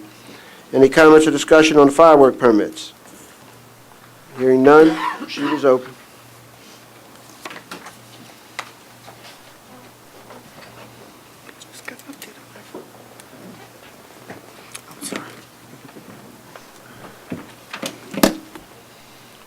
And the firework permits are approved, 9-0. This time we'll move to item 5, introductions of ordinances and resolutions. Councilmember Bartholomew.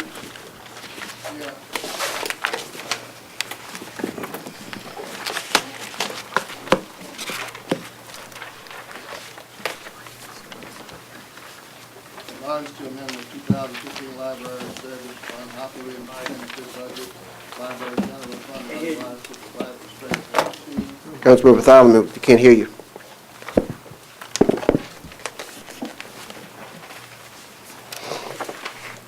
Ordinance to amend the 2015 general. Still can't hear you. Can't hear me, I got it on. Testing, 1, 2. All right, here we go. An ordinance to amend the 2015 general fund manpower structure, maintenance department general, and otherwise to provide respect thereto.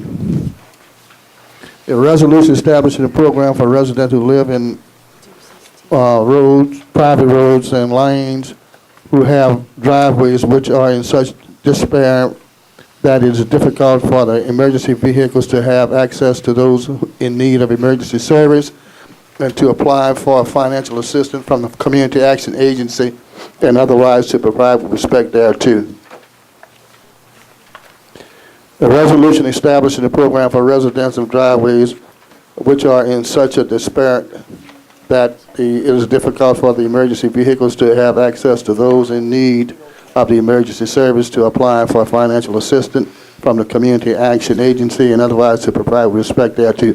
There's 2 ordinances I want you to look at over the next time we come up for a vote. Thank you. Councilman Black. Yes, I have 3. An ordinance approving a plan of re-subdivision of the property of Belle Chase Technology, Inc., Plaquemines Parish, Louisiana, as shown on the map of re-subdivision, Track A3 into Tracks A3A, A3B, Belchase, Louisiana, by Hugh McCurdy III, PLS. Dated November 17, 2014, the owners having fulfilled all the requirements of the subdivision and re-subdivision ordinance of the Parish of Plaquemines without cost of the parish government or the Parish of Plaquemines, and otherwise to provide with respect thereto. An ordinance authorizing the creation of a four-way stop at the placement of four stop signs at the intersection of Industry and Planters Canal Road, Belchase, Louisiana, to establish penalties for the violations thereof, and otherwise to provide with respect thereto. An ordinance authorizing the creation of a three-way stop,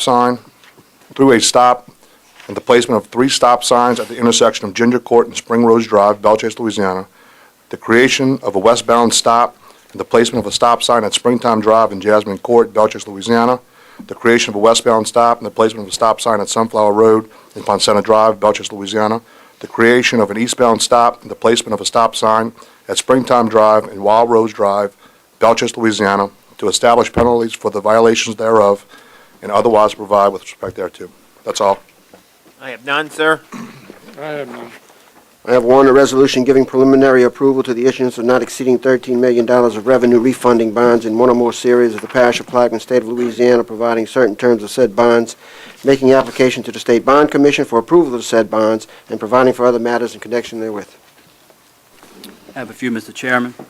An ordinance to amend the Public Health Fund 2015 operating expenditure budget, Health General Department, and otherwise to provide with respect thereto.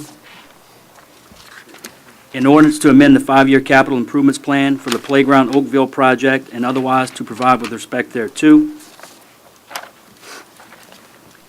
A resolution authorizing and directing the parish president to have the Plaquemines Parish Health Department conduct air quality testing of the Belchase Council building, to submit a written report to the parish council regarding the findings of the test and otherwise to provide with respect thereto.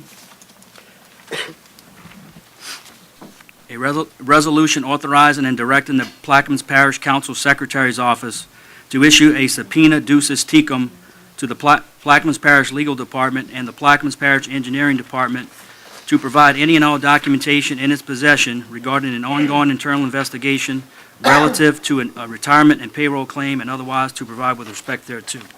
That's all. Councilman Salvon. I have one, sir. An ordinance by the Plaquemines Parish Council as on behalf of the West Bank Levy District and Iberis Levy District to appropriate perpetual water line and/or utility and pipeline easement in certain portions of land in Plaquemines Parish, Louisiana, to construct the New Orleans to Venice West Bank Hurricane Protection Levy, NOV-05A, St. Jude to City Price, NOV-05A, project in Plaquemines Parish, Louisiana, for levee drainage, flood, and hurricane protection purposes and otherwise to provide with respect thereto. I have one, sir. An ordinance to amend the 5-year capital improvements plan for the sewer lift station number 24 project and otherwise to provide with respect thereto. Thank you. I have 2. An ordinance to officially name the access lane located at 36965 Highway 11, Buras, Louisiana, to Tohoskin Lane, authorizing the installation of street signs and otherwise to provide with respect thereto. An ordinance to suspend and deobligate funding for the REACH B2 Vegetative Ridge and Marsh Creation Project from Fort Jackson to Venice and otherwise to provide with respect thereto. Thank you. Any others? Hearing none, we'll move to item 6A1, which, is that going to be withdrawn from the correspondence that I've seen? Yes, I would like Mr. Blair Rittner to come to the podium. All right. Would you read 6A1, please? Secretary Marcotte? An ordinance to amend the setback requirements in a settlement agreement between Plaquemines Parish Government and Woodlands Borough Pit, LLC, covering permitted operations of the Woodlands South Borough Pit in exchange for value of property to be acquired for the NOV-06 A.2 levy project and otherwise provide with respect thereto. Councilman Salvon offers. Is there a second for discussion? I'll second. Second by Councilman Burt for discussion. Blair Rittner, Plaquemines Parish Land Department. I received information, the Corps has a canal relocation that's going on, this borrow pit swap that we've kind of been working on for a long time. What happens is we have an impact of the canal versus the original 500-foot path that the Corps proposed.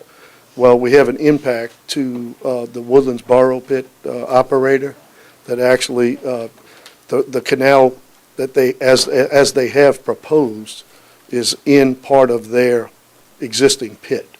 So we have a recommendation to the Corps to move the canal closer to the levee, but right now, if I pass the ordinance, or if we voted on the ordinance as it stands, I'd have to come back to you. So I'd rather withdraw it and then come back with the new proposal once we get the Corps' final plan. Councilman Savat? I think the gentleman would like to say something. Mr. Ragus?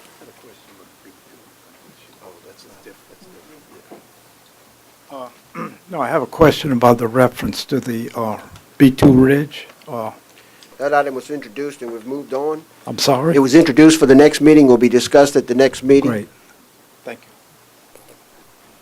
you. Mr. President? Yes. I wanted basically for Mr. Rittner to come forth and explain the position of this legislation. As my colleagues may know, that this have came to the table on several occasions, and for the last two council meetings, it had been requested by the administration that that I defer it. And but I just want to impress to the audience that I have a lot of reservation with this legislation, because of the format that it keep coming to my desk. It originally came to me as a realignment of the levy, now to a setback. So on the request of Mr. Rittner, and I think it was Philway or someone. Yes. I'm going to respectfully withdraw it, but I wanted the public to know that this was with a lot of thought and with a lot of hesitation. But Yes, I'm going to ma'am. respectfully withdraw it. Thank you, Ms. Hill. I have one other question, Mr. Chairman. You mentioned about realigning the levees around this pit. If the Corps is willing to make changes to these levee realignments, why could they not make those levee realignments around the Myrtle Grove Estate Marina? Okay, let me address the realignment. The levee is not going to be moved. There's a canal that parallels the levee is what we need moved. So the levee is not changing at all. It's going to stay in the same location. But as far as answering the second question, you're talking about around the perimeter of the Myrtle Grove Marina? Yes. I mean, it was a alignment, when the authorization first came forward, they wanted to follow the existing levee alignment. The only way we could get off of that is if they have an engineering alternative. And there is not an engineering alternative to get off the course of the levee going around the perimeter of the Myrtle Grove subdivision. Now, before us is, you well know, we're looking at putting a gate across the canal, but there's a cost differential that the parish would have to absorb. And the administration is looking at that. But no final decisions. Yes, ma'am. How far of a setback, as far as time-wise, is this going to be for this project? The ordinance that was up for the passage is actually an ordinance on a borrow pit swap. It really doesn't affect the 682 job. The 682 job is about 65% design, so we still have a little window of time. Okay, thank you. Don't go Yes, anywhere, but okay. Yes, Warren Lawrence again. I just want to make a comment. I know we met at Ms. Audrey's office on this, and there's been a lot of questions on whether it's a realignment or if it's not a realignment. The permit that was issued for this borrow pit showed it to be at the location going to the existing levee, and that was the alignment that the Corps agreed that they were going to follow. You know, whether you want to play with words and say it's not realignment, it is a realignment, no matter what. If you want to say there's an engineering reason why you can do it, the only thing I hope before it comes back again is that if we did hire this company, Myers Engineering, supposedly to review the permits and everything, the original permits were never reviewed properly anyway, that before it even comes back to us, that this engineering company look at this permit and see what benefit the parish gets out of it as compared to what the borrow pit operator is going to get out of it. Thank you. Any further comments on this item? Mr. Chairman, the administration appreciates Ms. Salvan's cooperation. Thank you, Ms. Salvan. Thank you. So the item is withdrawn? Yes. Don't go nowhere. Next item has been requested that we move to item M.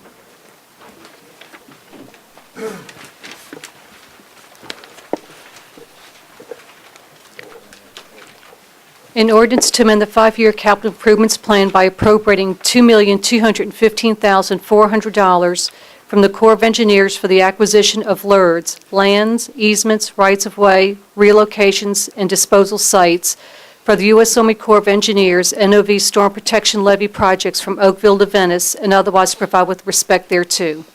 Councilman Lapine? I'll offer. Is there a second? Is there a second? Second. Second by Councilman Bartholomew. I'll turn it over to Mr. Redden to give us an explanation. Yes. This is part of the, there's a project partnership agreement between Plaquemines Parish government, CPRA, and the Corps that back when all of this NOV work, the New Orleans to Venice work started, in this agreement, it states that the Plaquemines Parish government is going to go get the lands, easements, right-of-ways, relocations, and disposals. I've come before the council last year for funds to get these dollars, and basically it's a reimbursement. It's I call it like a bond or a grant. We expend the funds, and the parish is reimbursed from the Corps as a project cost for the New Orleans to Venice project. Now, right now, we have about 8 projects that we're trying to complete. The land purchases, some right-of-ways, other real estate services, reimbursements from 2014, and then we have about 11 new jobs that are before us for 2015. And basically, we have a contractor on board, GCR, that is providing these services. And what we want to do, obviously, is continue the NOV work. Y'all know that we received about $1.3 billion after Katrina to build NOV, and that goes from Oakville all the way to Venice, both the back levee and some river levees. And this is just a continuation. Now, you know, I understand the financial needs. Mr. Roussel and I have spoken about this. Right now, I had 2 meetings with the Corps of Engineers concerning the reimbursement time. They've been very slow getting us the parish funds in return. We just picked up a $590,000 check this week, but that was about a 7-month process. And I told the Corps that is unacceptable. We can't live like that in today's times.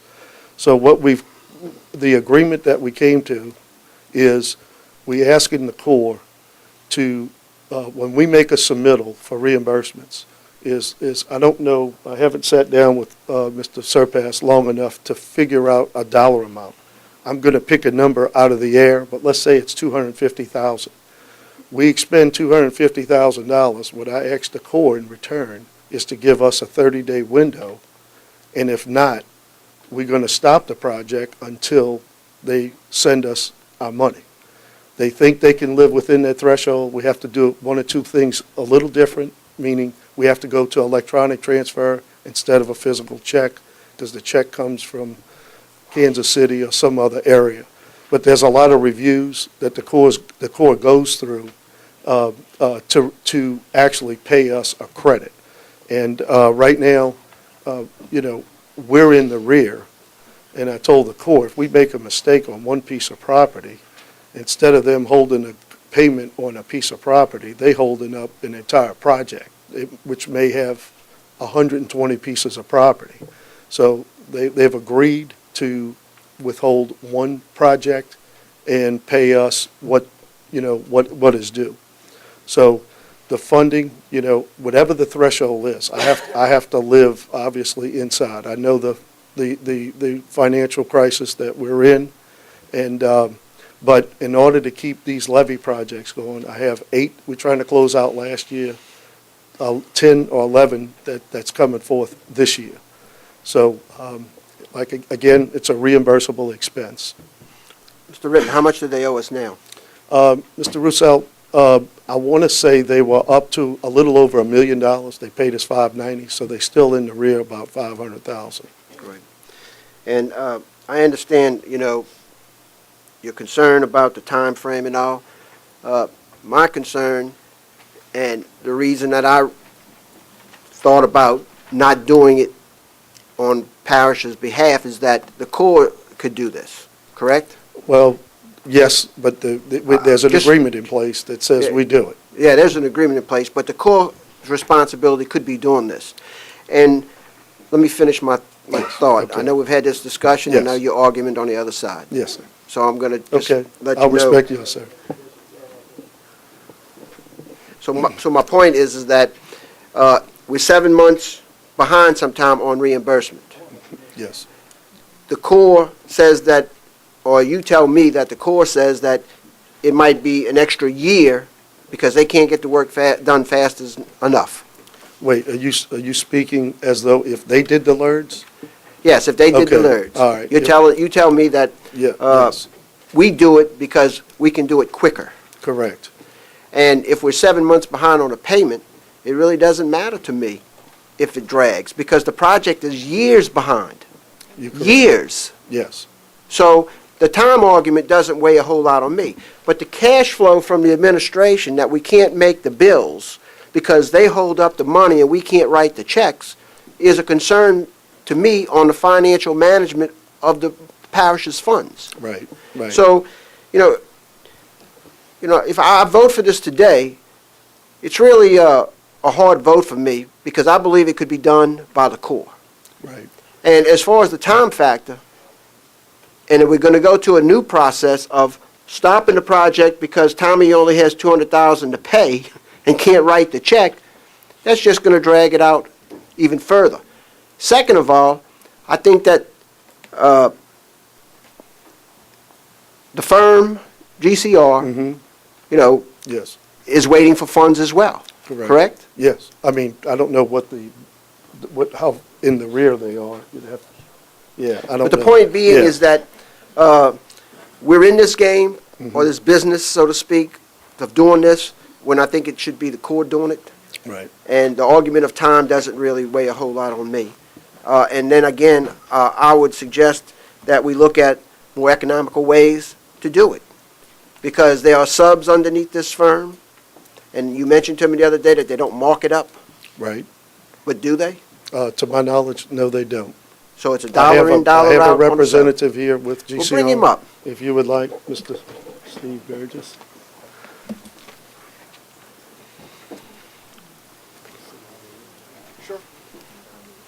Good afternoon. My name is Steve Burgess. I'm with the firm GCR Incorporated. I've been the project manager for the NOV real estate project since 2012. To answer your question, Councilman Roussel, we have numerous firms that work as subconsultants for us, including abstractors, title opinion firms as well. It is completely a pass-through through our contract. We do not mark up any of their invoices.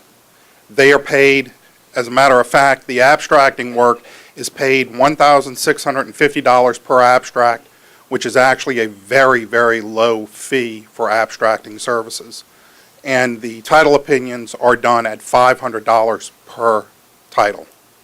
And so could you be doing this work directly for the Corps and getting paid by the Corps? I'm sorry, say that again, sir? Could you be doing this work for the U.S. Army Corps of Engineers and being paid by the Corps instead of being employed by Plaquemines Parish? Well, we're employed by Plaquemines Parish. The contract goes through Plaquemines Parish through the project partnership agreement. I imagine there is a mechanism that the Corps could do it, but there is nothing set up for this type of project at this time. Right, you understand my concern? I do, yes, sir. Any way you can help improve it? Well, we are submitting on the parish's behalf reimbursements as quickly and as timely as possible.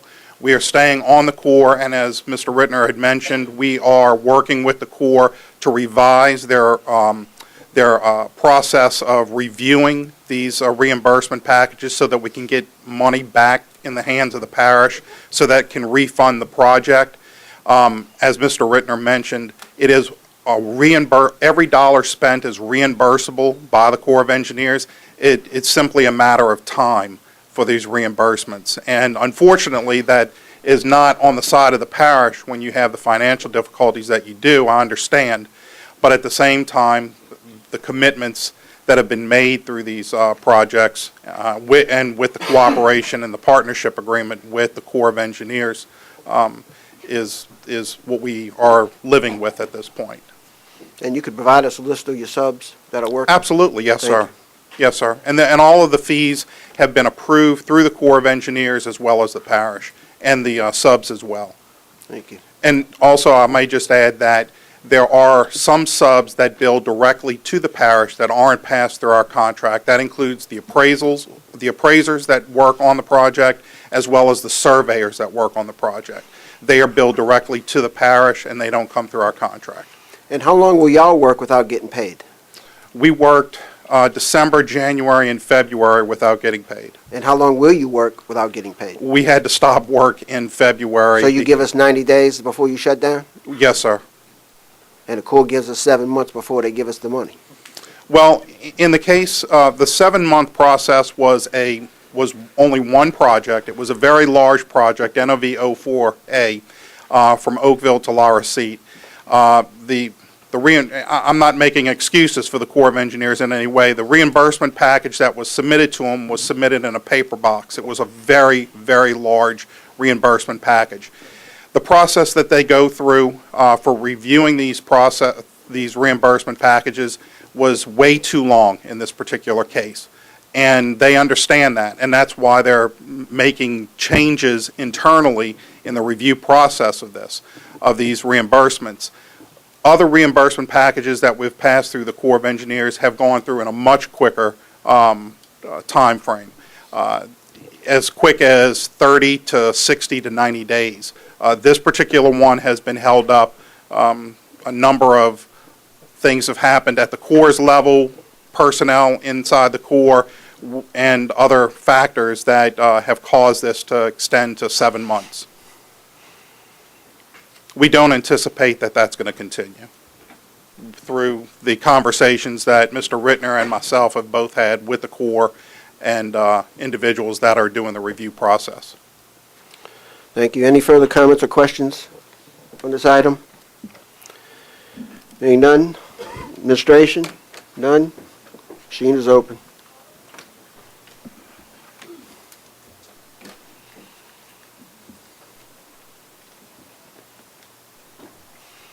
And the resolution is adopted, the ordinance, excuse me, is adopted 8-1. Move back to item 682. Mr. Russo? Yes. I have one more item on the agenda. Is it possible to go out of? Does it cost us money? No, sir. Well, it does cost a project, but we need it to move forward. Which item, Mr.? This is on the railroad property.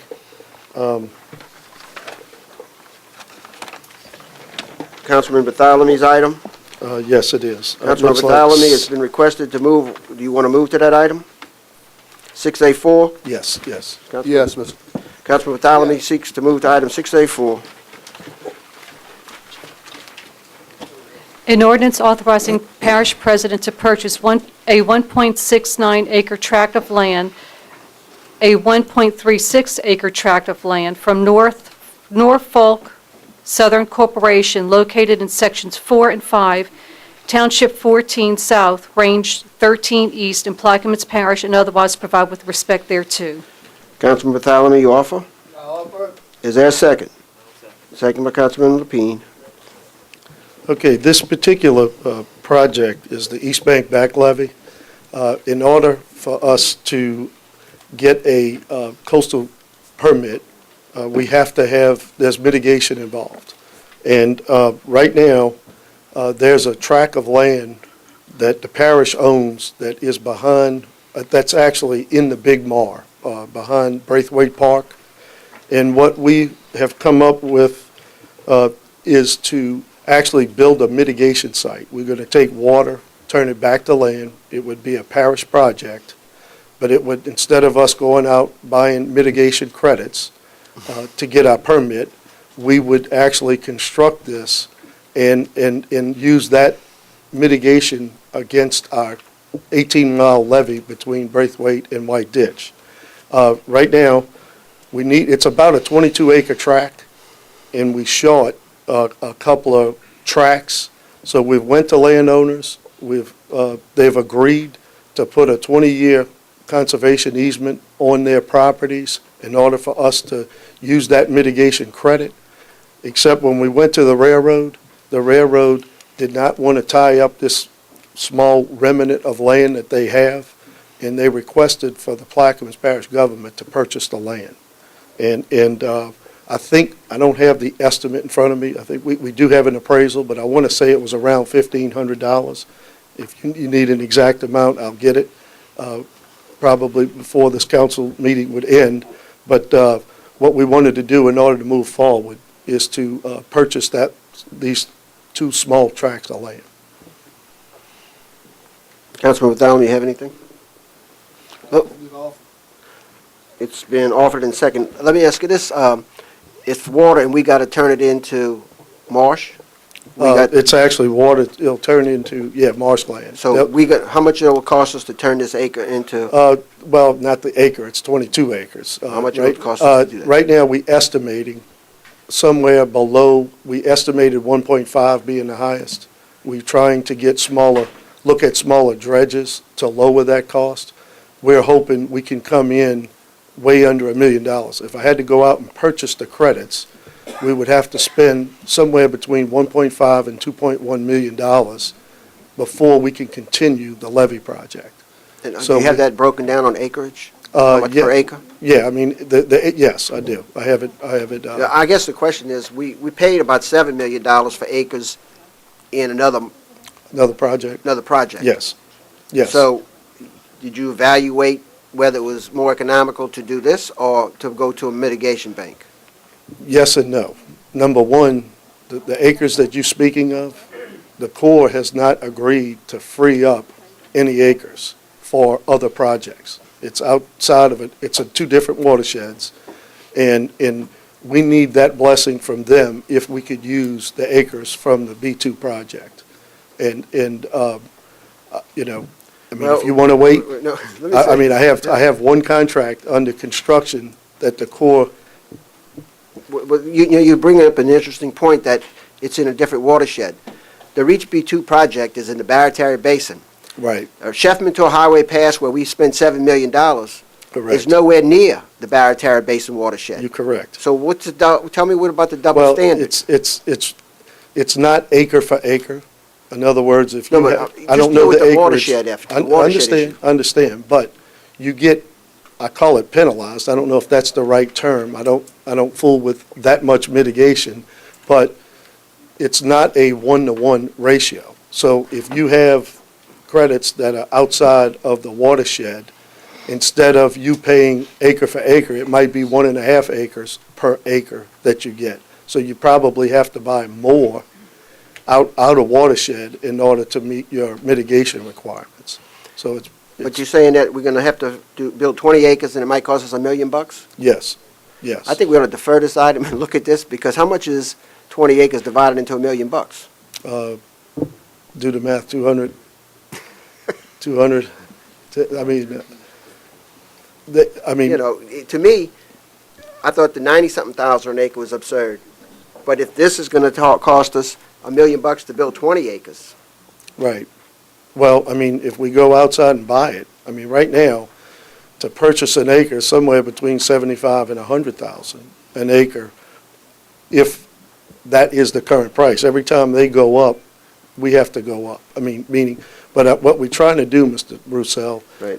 is I'm trying to get a small dredge. I'm trying to get, I have Let me two just say that, to contractors. cut you to the chase, Yeah. I think it's a good buy for $1,500 Mhm. to spend $1 million on it. Before we do that, I think, I mean, is the sale conditioned on us making it that, or are we just purchasing it? No, I mean, we have to have that acreage in No, order to do the site, but. I understand, but Yeah. is the requirement on the purchase that we have to have it as a mitigation bank? In other words, we can buy this for $1,500, and if we decide to go to another route, do we have to do anything with this property other than own it? No, no, Okay. I mean, that's I it. have a problem with that, but I would suggest that we have some discussion about Right, mitigation as a whole. right. I would love to, sir. Any further comments or discussion on item? Being none? Yes, Mr. Cormier. Right. This, if this project moves forward, yes, this will be the parish's first site that I know of that we would self-mitigate. We're using these credits for a levy job on the East Bank. Yes. We shouldn't open that discussion today. But Okay. All right. thank you. Any further comments or discussion on this item? Being none? Machine is open. Mr. Chairman? Ordinance is adopted 9-0. Councilman Bartholomew. Yes, I know Councilman Beauregard was up early and recognize our other council member in the House, Hosea Ned. We'll give them due dust. Both of these gentlemen are really committed for Plaquemines Parish. Thank you, Councilman Ned and Councilman Turner for being here. Mr. Bartholomew wants to recognize you, and I think that's a nice thing to do, so we thank y'all for being here. Hang around, we might need your vote. That's the whole intent, Mr. Chairman. I figured that, John.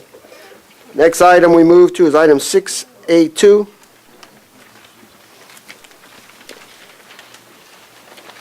An ordinance authorizing Amos J. Cormier Jr., Parish President, on behalf of the Buras Levy District, accept acts of donation from First Equity, Inc., George Pivach II is trustee of the Jacqueline Buras Gardner Grandchild's Trust, and Equiland, Inc., to obtain ownership of the properties identified as tracts 23.01, 73.01, and 105, located between Fort Jackson and Venice for use by the Plaquemines Parish government for the REACH B2 Vegetative Ridge and Marsh Creation Project, and otherwise provide with respect thereto.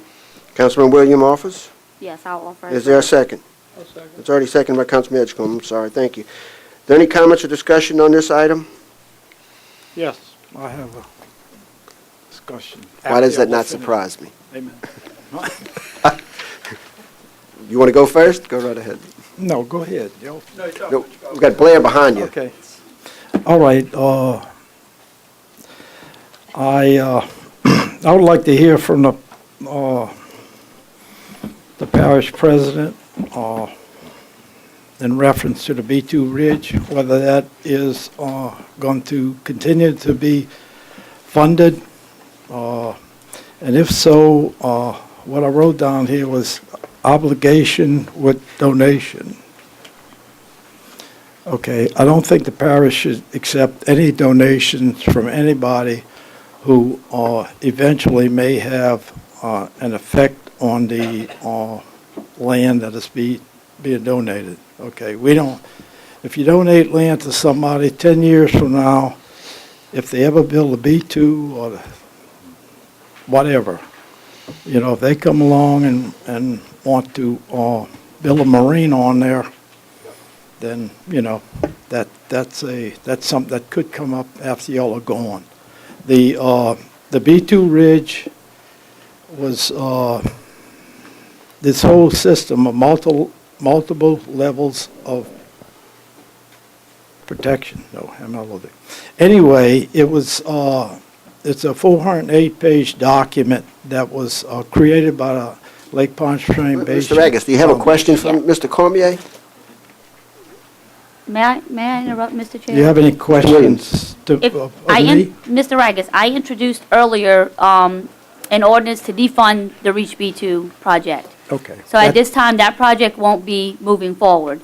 But the parish president has asked me to introduce this and accept these acts of donation. There's no ties to this. At some point, we will need to improve the back levees in the Venice area.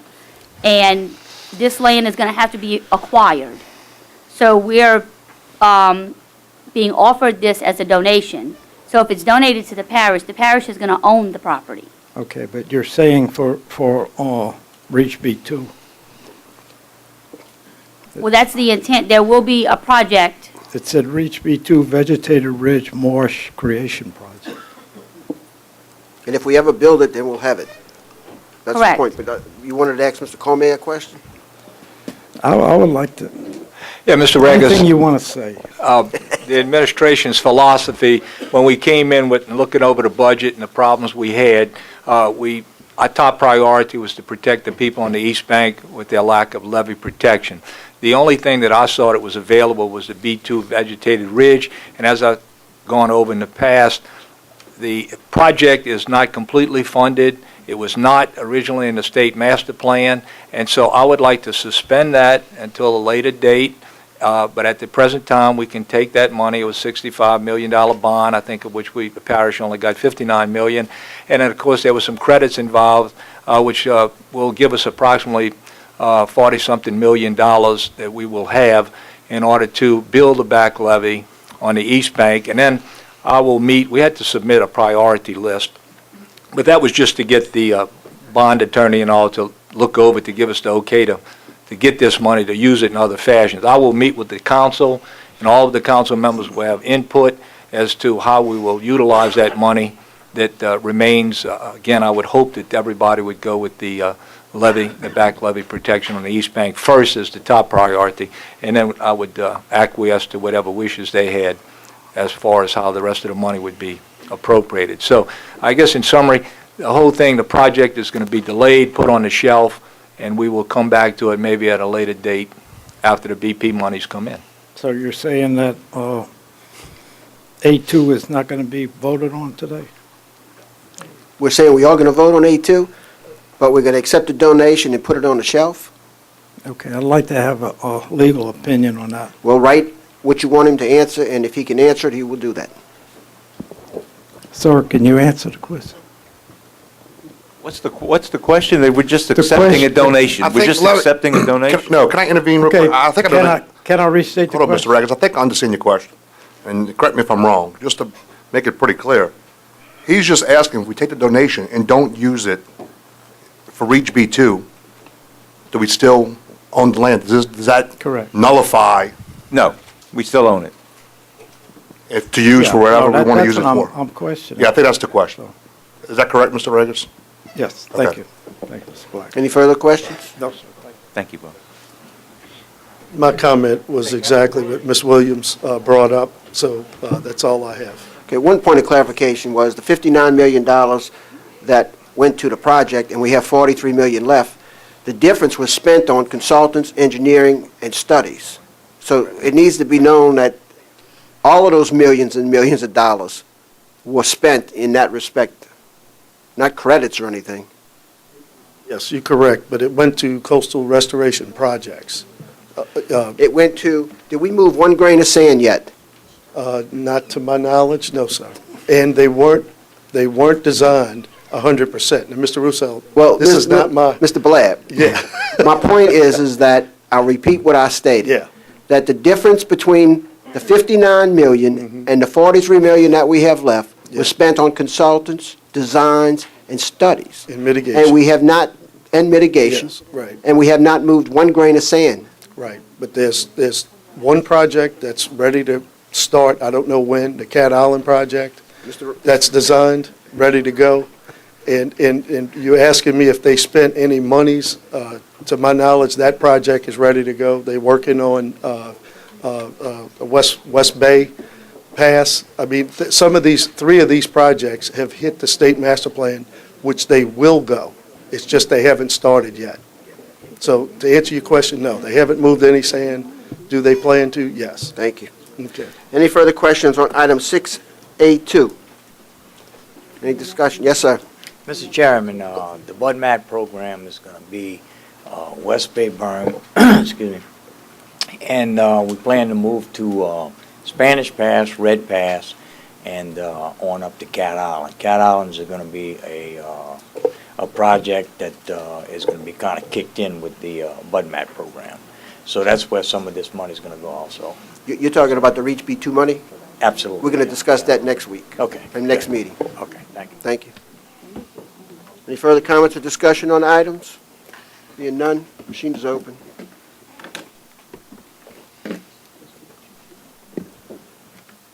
(6A2) is adopted, 9-0. We'll move to item 6A3.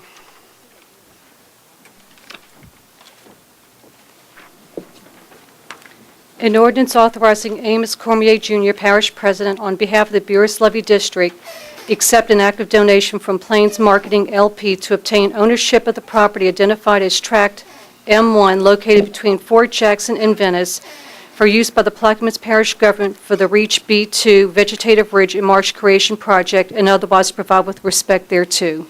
Councilman Williams, I'll offer. Same thing here. is there a second? I'll do it. Second by Councilman Edgecombe. Any comments or discussion? Yes, Mr. Raggers. You know, this ordinance is, the way it's written here, is said for the Vegetative Ridge and Marsh Creation Project B2, which is between Fort Jackson and Venice, okay? Right. And your question? The question is, okay, you just voted for the, the land is donated for the B2 Vegetative Ridge and Creation Project. I mean, am I not clear? You're very clear, and my suggestion would be that if there's some legal issue that we cannot use it, then we give it back, because it's a donation. Is that legally? Something? Okay. I just want to make sure clear that what we're doing here is... We're accepting a donation that doesn't cost us anything, and so... Yeah, that's questionable. Well, do you have how much it does cost us? Accepting the donation, and we're going to own the property. Probably an arm and a leg. Thank you. Well, I would like a dollar figure. Sorry? I thought you might have had a dollar figure on how much it was going to cost us if we accept this act of donation. But I'm not going to belabor the point, but I appreciate the comments. Anything else? No. Any comments or discussion? Machine is open, or it was open? It is open now.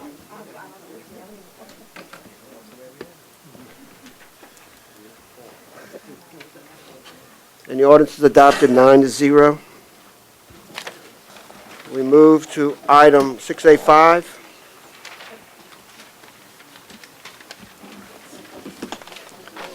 An ordinance to amend and, as amended, readopt Section 17.5-2 of the Code of Ordinances entitled Fees for Use of Parish Government Facilities and otherwise provide with respect thereto. Councilmember Bartholomew. Are you offering it with the change or substitute? With the change. Councilmember Bartholomew offers with the changes that were distributed. Yes, right. Is there a second? Second by Councilman Salvon.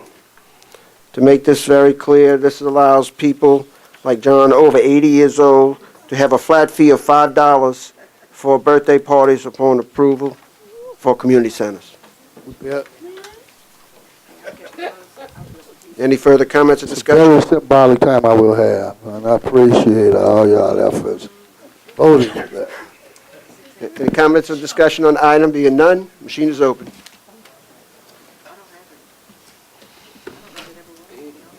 And the ordinance is adopted 9-0. Thank you. We move to item 6A7. An ordinance authorizing and directing parish president to have the administration take all necessary steps to institute an across-the-board increase in the fees for water, sewage, and solid waste collection and otherwise provide with respect thereto. Councilman Edgecombe. Yes, I offer with change. Oh, actually, I want to fill in the insert in line 20, the 25%. Okay. And Councilman Edgecombe offers with the change. Is there a second?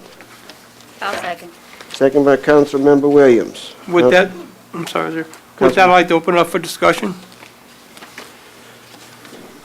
Item number 7 is open for discussion, which is an increase of the sewer and water rates, solid rates, that's in the budget already from the previous adoption of this increase. So to make everything pretty transparent, the money that we have balanced the budget with that was given to us on January the 1st included this 25% increase in sewer, water, and solid waste collection fees.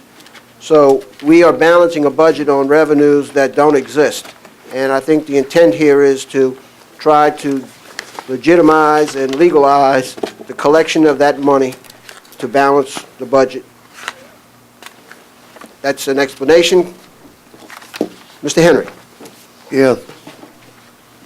Since this matter affects every household in the parish, we should have held public meetings on this subject, because it's going to affect everybody. But people in Dallas said they can afford to pay this. So, okay, fine. But not everywhere else in the parish, you know. This one you deal that's drawn down the people's throat here, simply because we had a budget crisis. But, for instance, 25% water and sewer, if I'm not, out of the budget hearing, wouldn't the sewer pay for itself this year, Tommy? No, solid waste. So, Mr. Henry, this is open up for discussion. After we discuss it, we are going to defer it. We're going to try to have a couple, public meetings. We're not just going to throw this at the public. Yeah. Although it has been 37 years since we had an increase in the sewer and water, but we're not just jumping the gun, but we do have to move on We need it. some public hearings on it, you know. But we do have to move on it, sir. Not today. I have no problem with it, but have the public, Yes, sir. let them be aware of what's happening. Thank you, sir. Another suggestion, because some people hear 25%, and it might sound like 75%, but maybe you might want to do a percentage for letting people know 25%, on top of this mean that, so they could just have a dollar figure to what that 25% mean. I don't have that in front of me, which we can have at the next meeting. Yes, sir. Burgo Turner, quick question. Do we know what 25%, how much of an increase in revenues that equates to? Approximately 700,000. Thank you, sir. Thank you. And I would suggest that, Mr. Henry, the game plan was all along to put it on the table and defer it and move forward with some public information. So we'd ask that the administration decide on how we approach the public with this, as far as whether it be public meetings or mailers or some educational process to allow the public to have input before the final vote is taken. And so with that said, Yeah, Mr. Chairman, it's my understanding that they have already had public meetings, and as the chairman stated, this was presented to us by the last administration. It was put into the budget already, and so what we're trying to do is remedy this situation, and I will call on legal at this time to give a further explanation. Mr. Burris has been working on it and doing a good job. Mr. Rennie. The legal department is currently drafting an ordinance to basically adopt the recommendations that were made by the water rate study company who prepared the analysis. So it's the administration's intention to get that ordinance before the council at the next meeting. That ordinance will not be a sort of across-the-board increase to match the budget. What the administration would like to do is to pass an ordinance that takes into account the next 10 years. That is the next 10 years of the operating budget for those departments and also the planned capital projects for those budgets, so that 3 years from now, 4 years from now, we're not before the council again asking to increase the rates to keep the budgets balanced. So that's what the intention is. Obviously, there will be public meetings. We would encourage all council members to have meetings with their constituents before the final vote, so that the public can express its point of view. And Once that ordinance is before the table, obviously, the council can then amend the individual numbers, as they see fit. Well, I appreciate your comment, but this is just not a council effort. Right. This is a government effort that I think that everybody needs to come to the table, the administration as well. So I appreciate you telling us to hold 9 little council meetings and tell the public. But we need to have some mailers, some public education on the whole entire issue. And Mr. Henry's point was that the public has not had any public meetings on this. We've had budget hearings and so forth, so that was my comments about the direction we're going, because I don't want somebody coming down the pipe and saying, well, the councilman did that. You know, the government is going to do this, if we're going to do it at all. Right, And if we're not going to do it, then all of these appropriations that you're introducing, you need to think about that, because we're $700,000 short now, on top of the $15.5 million we just cut. So when you introduce something at this table to spend a nickel, you better find a way to pay for it. Right. And Yeah, it was never what I'm gonna no leave it. public meeting. And I believe that's, and if I've, Mr. Chairman? said differently, I apologize, but essentially that's what the administration supports. I mean, Mr. Cormier's, whole campaign was transparency. So, how the public meetings will take place, will be we'll take the council's consideration, whatever you guys want to do. If y'all want us to meet in y'all individual districts, if y'all just want to, I would suggest you hold 3 or 4 meetings around the parish and invite the public to be able to come and explain to them what we're trying to do. well, that's fine. And if not, we withdraw the ordinance and we find the money somewhere else. Mr. President, Ms. Salvon? my only comment I would have on is that I'm not in opposition to the rate increase, but that was an ordinance, a resolution that was listed on the agenda, I think that was deferred earlier. And that we are here, I think we just need to be consistent and transparent in our saving. If we're going to say we're broke here and we are in a budget crunch here, but yet item number N, either letter N, it refers to a 20% discount, even though it was deferred. We are giving discount to delinquent rental board fees. So if we're going to say we're going to save here on one hand, and affect the people that probably going to have problem paying or dealing with an increase, and then we're going to give people that possibly that are delinquent, have delinquent boat slip fees, and then we're going to give them a break. So are we being hypocritical here or honest? And that's the only comment I have. Councilman Juneau. I'm sorry, will you finish, Councilman Salvon? Yes. Councilman Juneau? Yes, sir. We have to do something. We don't want to hurt the people. After Katrina, we gave the people up the road, down the road, all the breaks they could have. Water meters, sewer lines, everything. We did as much as we could. Now that we have a new group of government officials, we're trying to get us back on the right track. People just got to understand that for 30-something years, we were able to do it. Gas was flowing, $100 and something a barrel. They could do anything. 30 years ago, we had money coming out of the yan-yan, okay? But right now, we have a problem. And people have to understand, the poor people, the rich people, the medium people, they got to see that we have to raise this. Now, I'm not out to hurt anyone, but people has to understand that we have to do this. Now, we don't want to hurt no one, we just want to help them. Councilman Salvon?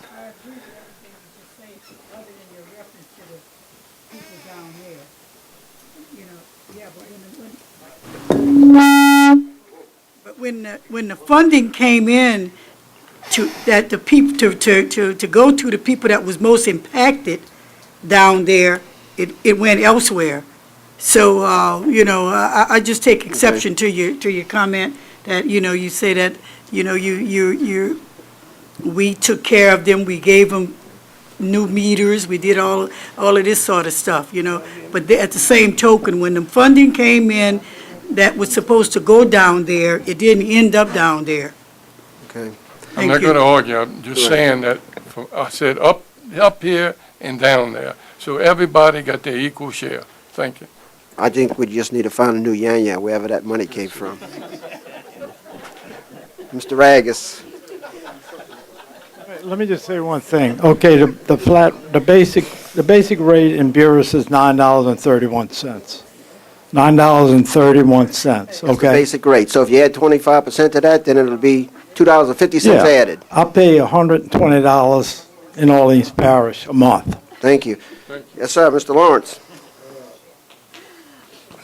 Yeah, Warren Lawrence again. The only thing I can say on this, until we do something before the public, it's easy to sell. I think everyone in this parish can understand we're going to have to do a rate increase. There is nothing short of having to do it. The only thing I'm saying, whoever's responsible, whether it's the administration or it's the council, to define what you are recommending to have these public hearings. 25 cents above the board, 25% of the water is not the same as 25% of the sewer. We don't even know in this parish what it costs to produce our water, and what in the heck are we gaining out of it, what's lost or anything.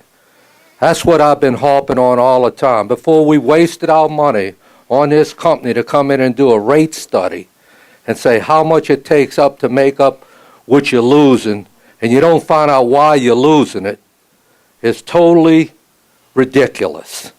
And I'm saying, you know, whether it's water company or it's anything else, if you don't go in and look at your figures, I don't care if you're producing bleach.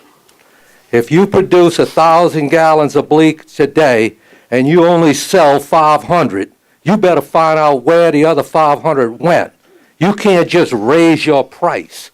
That's the way the private industry can't do it, and public shouldn't do the same thing. We have to look at this, and I think we can sell the public that there's a rate increase necessary. No questions. But I think we should first of all put it on the table. What are you recommending? How can we go to a public meeting and comment if we don't know what the recommendations are in front of us? And secondly, have you done an audit and find out what it's costing you to produce, how much you produce, and what do you sell? A simple answer, and you can't get it. And you talk about a rate increase. I'm sorry. We should get other answers before we spend money on this rate study. Thank you. Any further comments or discussion? Hearing none? If I may, in answering the questions, the administration could be Napoleonic and just set the dates for whatever number of meetings you want to have, but we would like to get input from the council as to where those meetings should be held and when and what time you'd like to have those meetings. And then, of course, we will disperse those meetings, you know, at your request.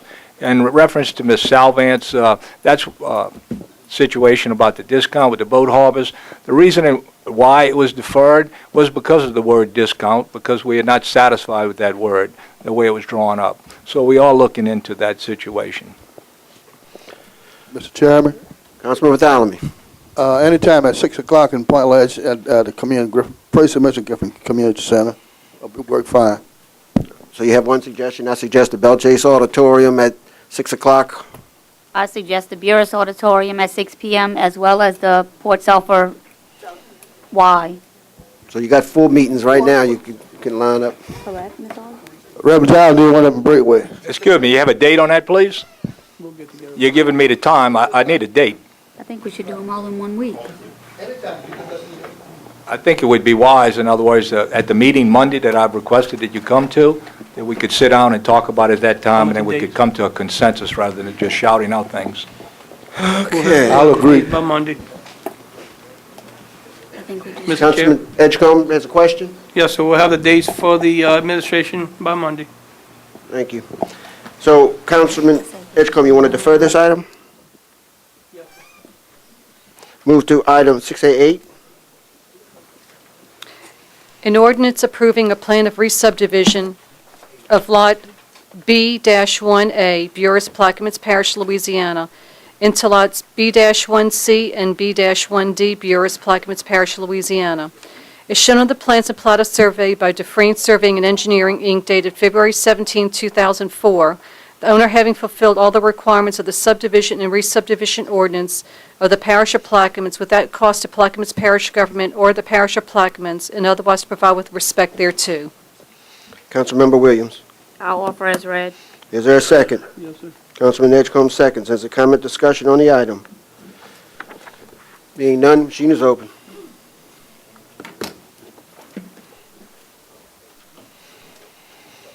And the ordinance is adopted 9-0. Move to item F.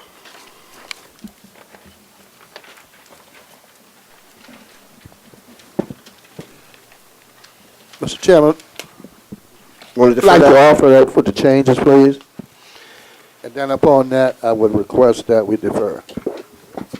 You want to read it, Ms. Quick, Ms.? Yeah, I'd like to Marquardt? read it with the changes, so everybody have an understanding of what's going to be coming up.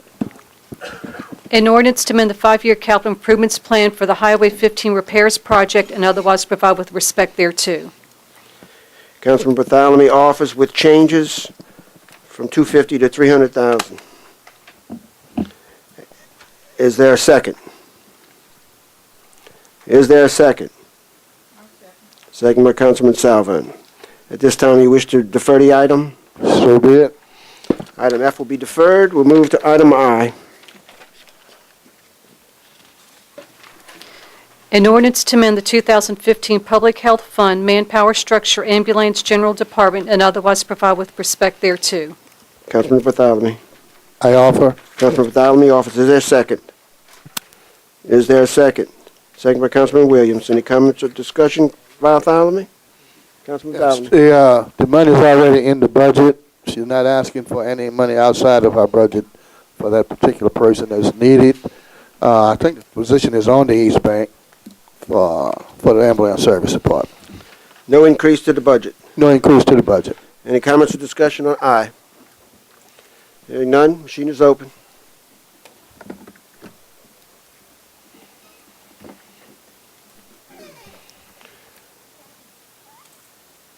And the ordinance is adopted 8-1. Move to item J.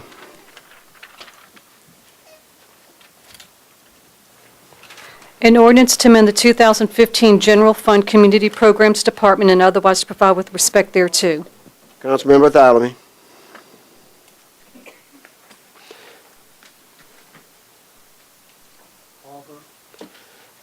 Councilman Bartholomew offers. Is there a second?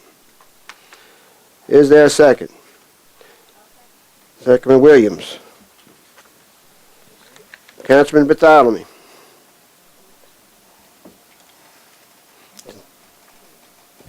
Offer. We want to know where you're getting the money from. I don't know. You want me to call a question? The question's been called. It's a blank in it? It's money that we...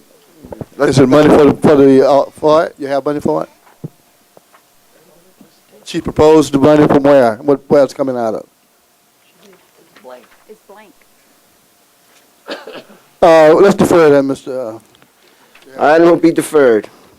Move to item K.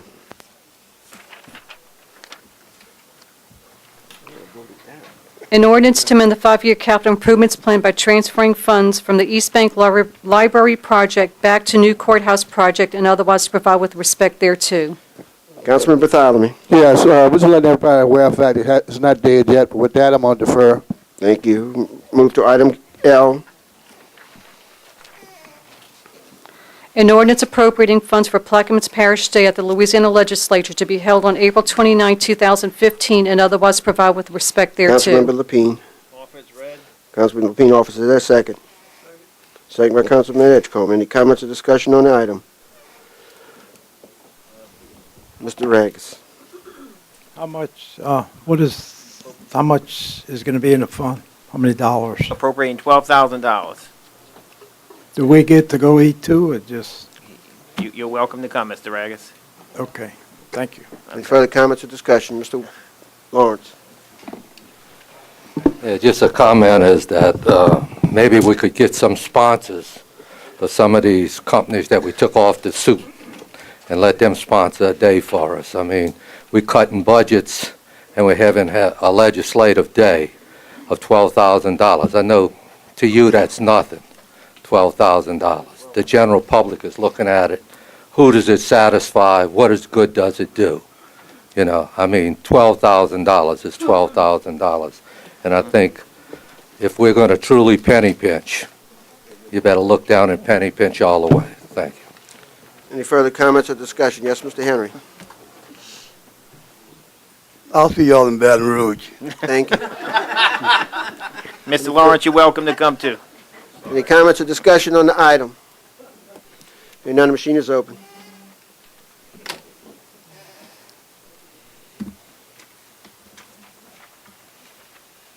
The ordinance is adopted 8-1. Move to item T. N. Councilman Lapine, who earlier deferred item N, will now withdraw item N for Ms. Salvant. Excuse me? He withdrew item N.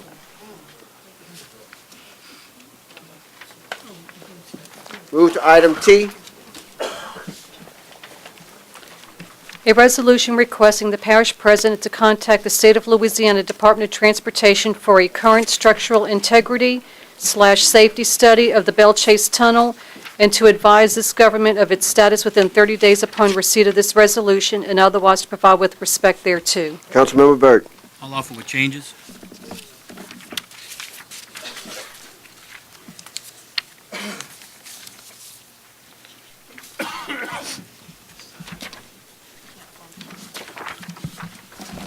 Councilman Burt offers with the changes. I'll second it. Councilman Burt.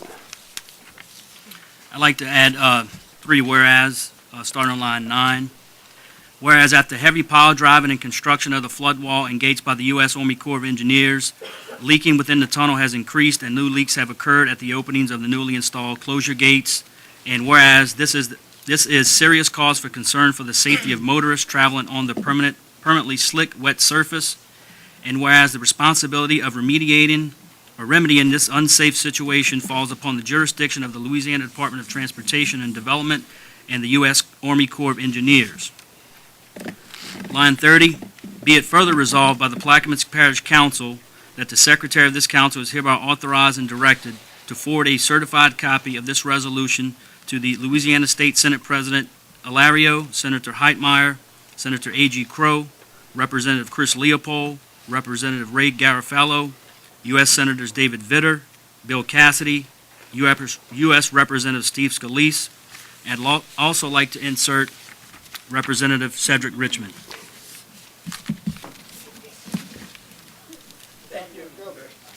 Thank you. With those changes, I'll offer. Councilman Burt offers, and I'll second, unless you want a unanimous second. I'll ask for a unanimous second. Any objection to unanimous second? None? Any comments or discussion on the resolution? Anybody not know what this is about? Anybody have any questions I can answer real quick? Any questions? Hearing none, the machine is open.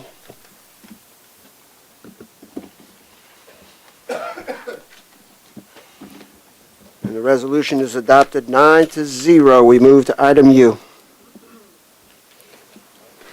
An ordinance to amend the 5-year capital improvements plan for the coastal bird habitat islands in the Barataria Basin, Cat Islands East and West Project, and otherwise provide with respect thereto. Councilmember Edgecombe. Officer. Councilman Edgecombe offers. Is there a second? I'll second. Second by Councilman Williams. Thank you, sir. This is actually in reference to the grant that was awarded to the parish, $1.2 million for the planning, engineering, design of Cat Island. As far as the explanation of the dollar amount, I'm going to ask Tommy Surpass if he could. I know he's having trouble with his voice. Explain how this grant is going to work and how it's going to pan out. Tommy? I look forward to that. It has no effect on the fund balance. It's a grant. We'll have to pay up front and get reimbursed. I have it on. We'll have to pay for the expenses up front and then get reimbursed afterwards. Right. But my interest is that we've spent several $100,000 on the design of this island already. And this 1.2 million is for more design. And the problem I have is that if we're going to be designing all of this and have no money to build it, that's my concern, because I've had enough of projects sitting on the shelf. Maybe Mr. Froelich can answer that. I don't know that. I can just tell you. Mr. Froelich, did you want to answer that?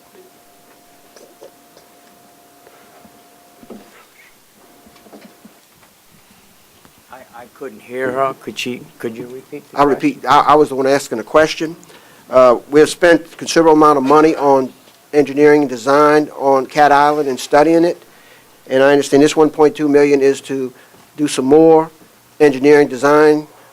And my question is, if we don't have the money to build it, what are we engineering and designing for? We're going to use some of that B2 Ridge money. We hoping we can get it transferred to coastal restoration. This item, do you want to defer this item? This item will be deferred. We thank you for your comments. Okay, thank you. Move to item V. An ordinance to amend the 2015 general fund manpower structure, ferry department, and otherwise to provide with respect thereto. Councilmember Williams. Yes, this is just, it's not going to be any additional cost. It's just deleting the clerk position and creating one for a full-time secretary with no change in the funds. Councilman William Office, is there a second? Yes, sir. Second by Councilman Burt. Sorry. Any comments or discussion? Hearing none, machine is open. And the item is adopted 9-0. We move to new business, introduction of resolutions wherein suspension is being sought, which we have none. We'll move to item B, update and presentation by District 7.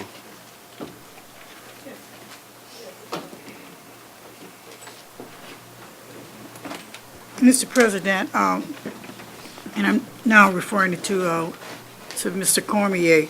It was brought to my attention one day of last week regarding the ferry schedule on East Bank, in West Point Lahash, on the west bank of the river. I was told that the ferry depart the West Bank side at 5:30, but it doesn't take any cars over. Any traffic is not allowed on the ferry over.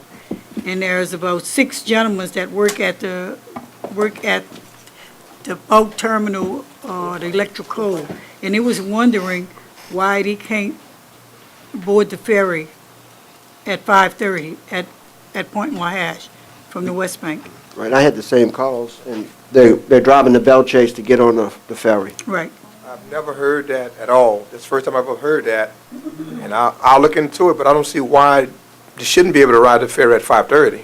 That was my That point. doesn't make sense. That was my point. I think they were being told that the ferry actually doesn't effectively begin until 6, but it docks on the west bank of the river. But when it leaves out in the morning at 5:30, it goes over to the west bank, on the east bank empty, and it doesn't take passengers. Might be a simple thing, change the sign. I'll look into that right after this meeting, and I'll have an answer for you. I didn't know.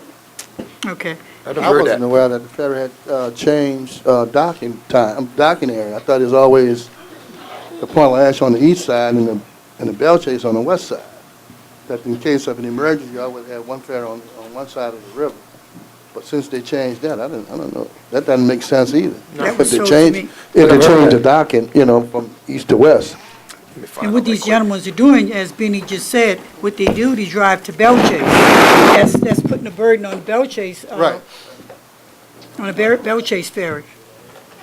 But my second question I have jotted here, Mr. Cormier, was regarding to an update of the Isaac funding. But as I heard earlier, that you say you're going to be meeting with us next week, so I'll reserve my comment to that. Administration received no phone calls whatsoever about the particular question with the ferry at any time. Any further comments on that item, on update, Ms. Savant? No, thank you. Move to item E, update status for drainage in District 6. Councilmember Burt. Yeah, this is to the administration. District 6 and the bottom half of District 5, we've had several requests come in over the last couple months in relation to drainage issues, and we're just trying to get an update on the status of those projects.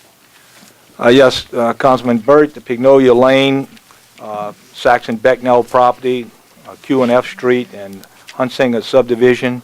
If you want me to go into detail right now, if you want to wait until the meeting Monday. Sure, that's fine. Whichever one.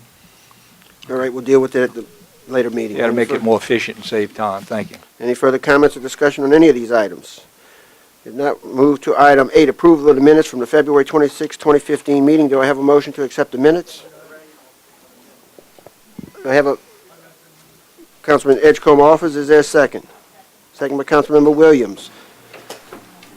Councilman Ragus. Is it possible to get Mr. Bartholomew to give us an update on the Mardi Gras Pass situation? It's not on the At agenda this right time. now, but under the President's report, you could revert back to it if you'd like to ask the administration, but at this time, we're on the minutes. So let's finish the minutes. Any comments or discussion on the minutes? Being none, the machine is open on the minutes.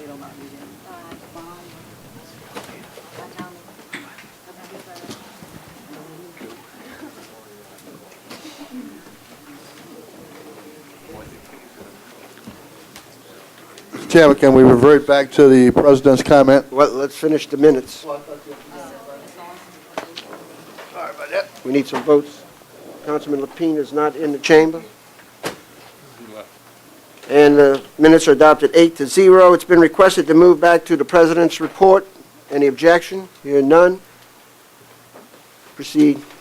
Yes, it just so happens that I have to have some information on that, Mr. Ragus. The state of Louisiana issued the coastal use permit on June 4th to Sundown Energy for the repair of the road where the breach happened in 2011. To date, the Corps of Engineers has not issued that permit to Sundown Energy. Brad LaBorde is presently working on the issuance of the Corps permit since the Parish Council passed Ordinance 1587. The breach from the river is not part of Sundown Energy permit. The permit they have is to repair the road breach only. This should only let flows from the river into the existing channel during a river of 17 feet or above. This is how it was before the breach, and this is how the spillway is designed. You're welcome. Any further comments? Any business? President, with Councilman Salvant, I just spoke to the superintendent of the ferries. He said what had happened was there was once or twice they docked on the west bank, and the reason they didn't allow cars to get on that morning because they didn't have a full crew.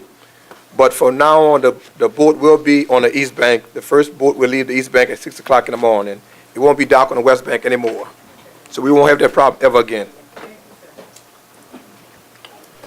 At this time, I'd like to ask Ms. She's been sitting here all the time. We made you wait all day, Did. It was entertaining, though. but we want to we're glad you were entertained, so are we. We want to offer you this proclamation. Anybody want to come up? Yeah, she's a graduate from Belchaz. Right. I want everybody to know she's a graduate from Belchaz High School. We all want to congratulate you. Thank you very much, and everybody would love to shake your hand. Thank you. Thank you.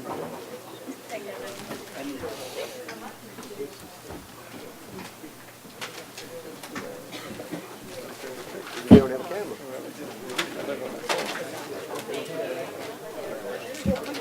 Got a camera?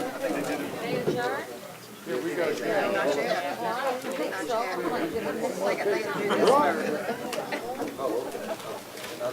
All right, y'all stay right there.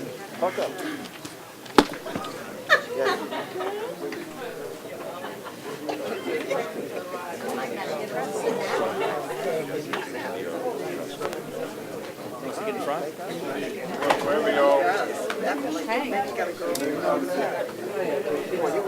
Can you get us all?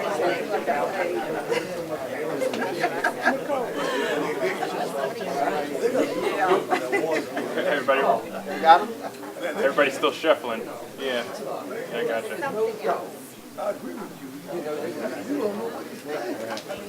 May I have a motion to adjourn? Let me adjourn the meeting. We have a motion to adjourn by Councilmember Byrd. I'll second it. The machine is open on adjournment.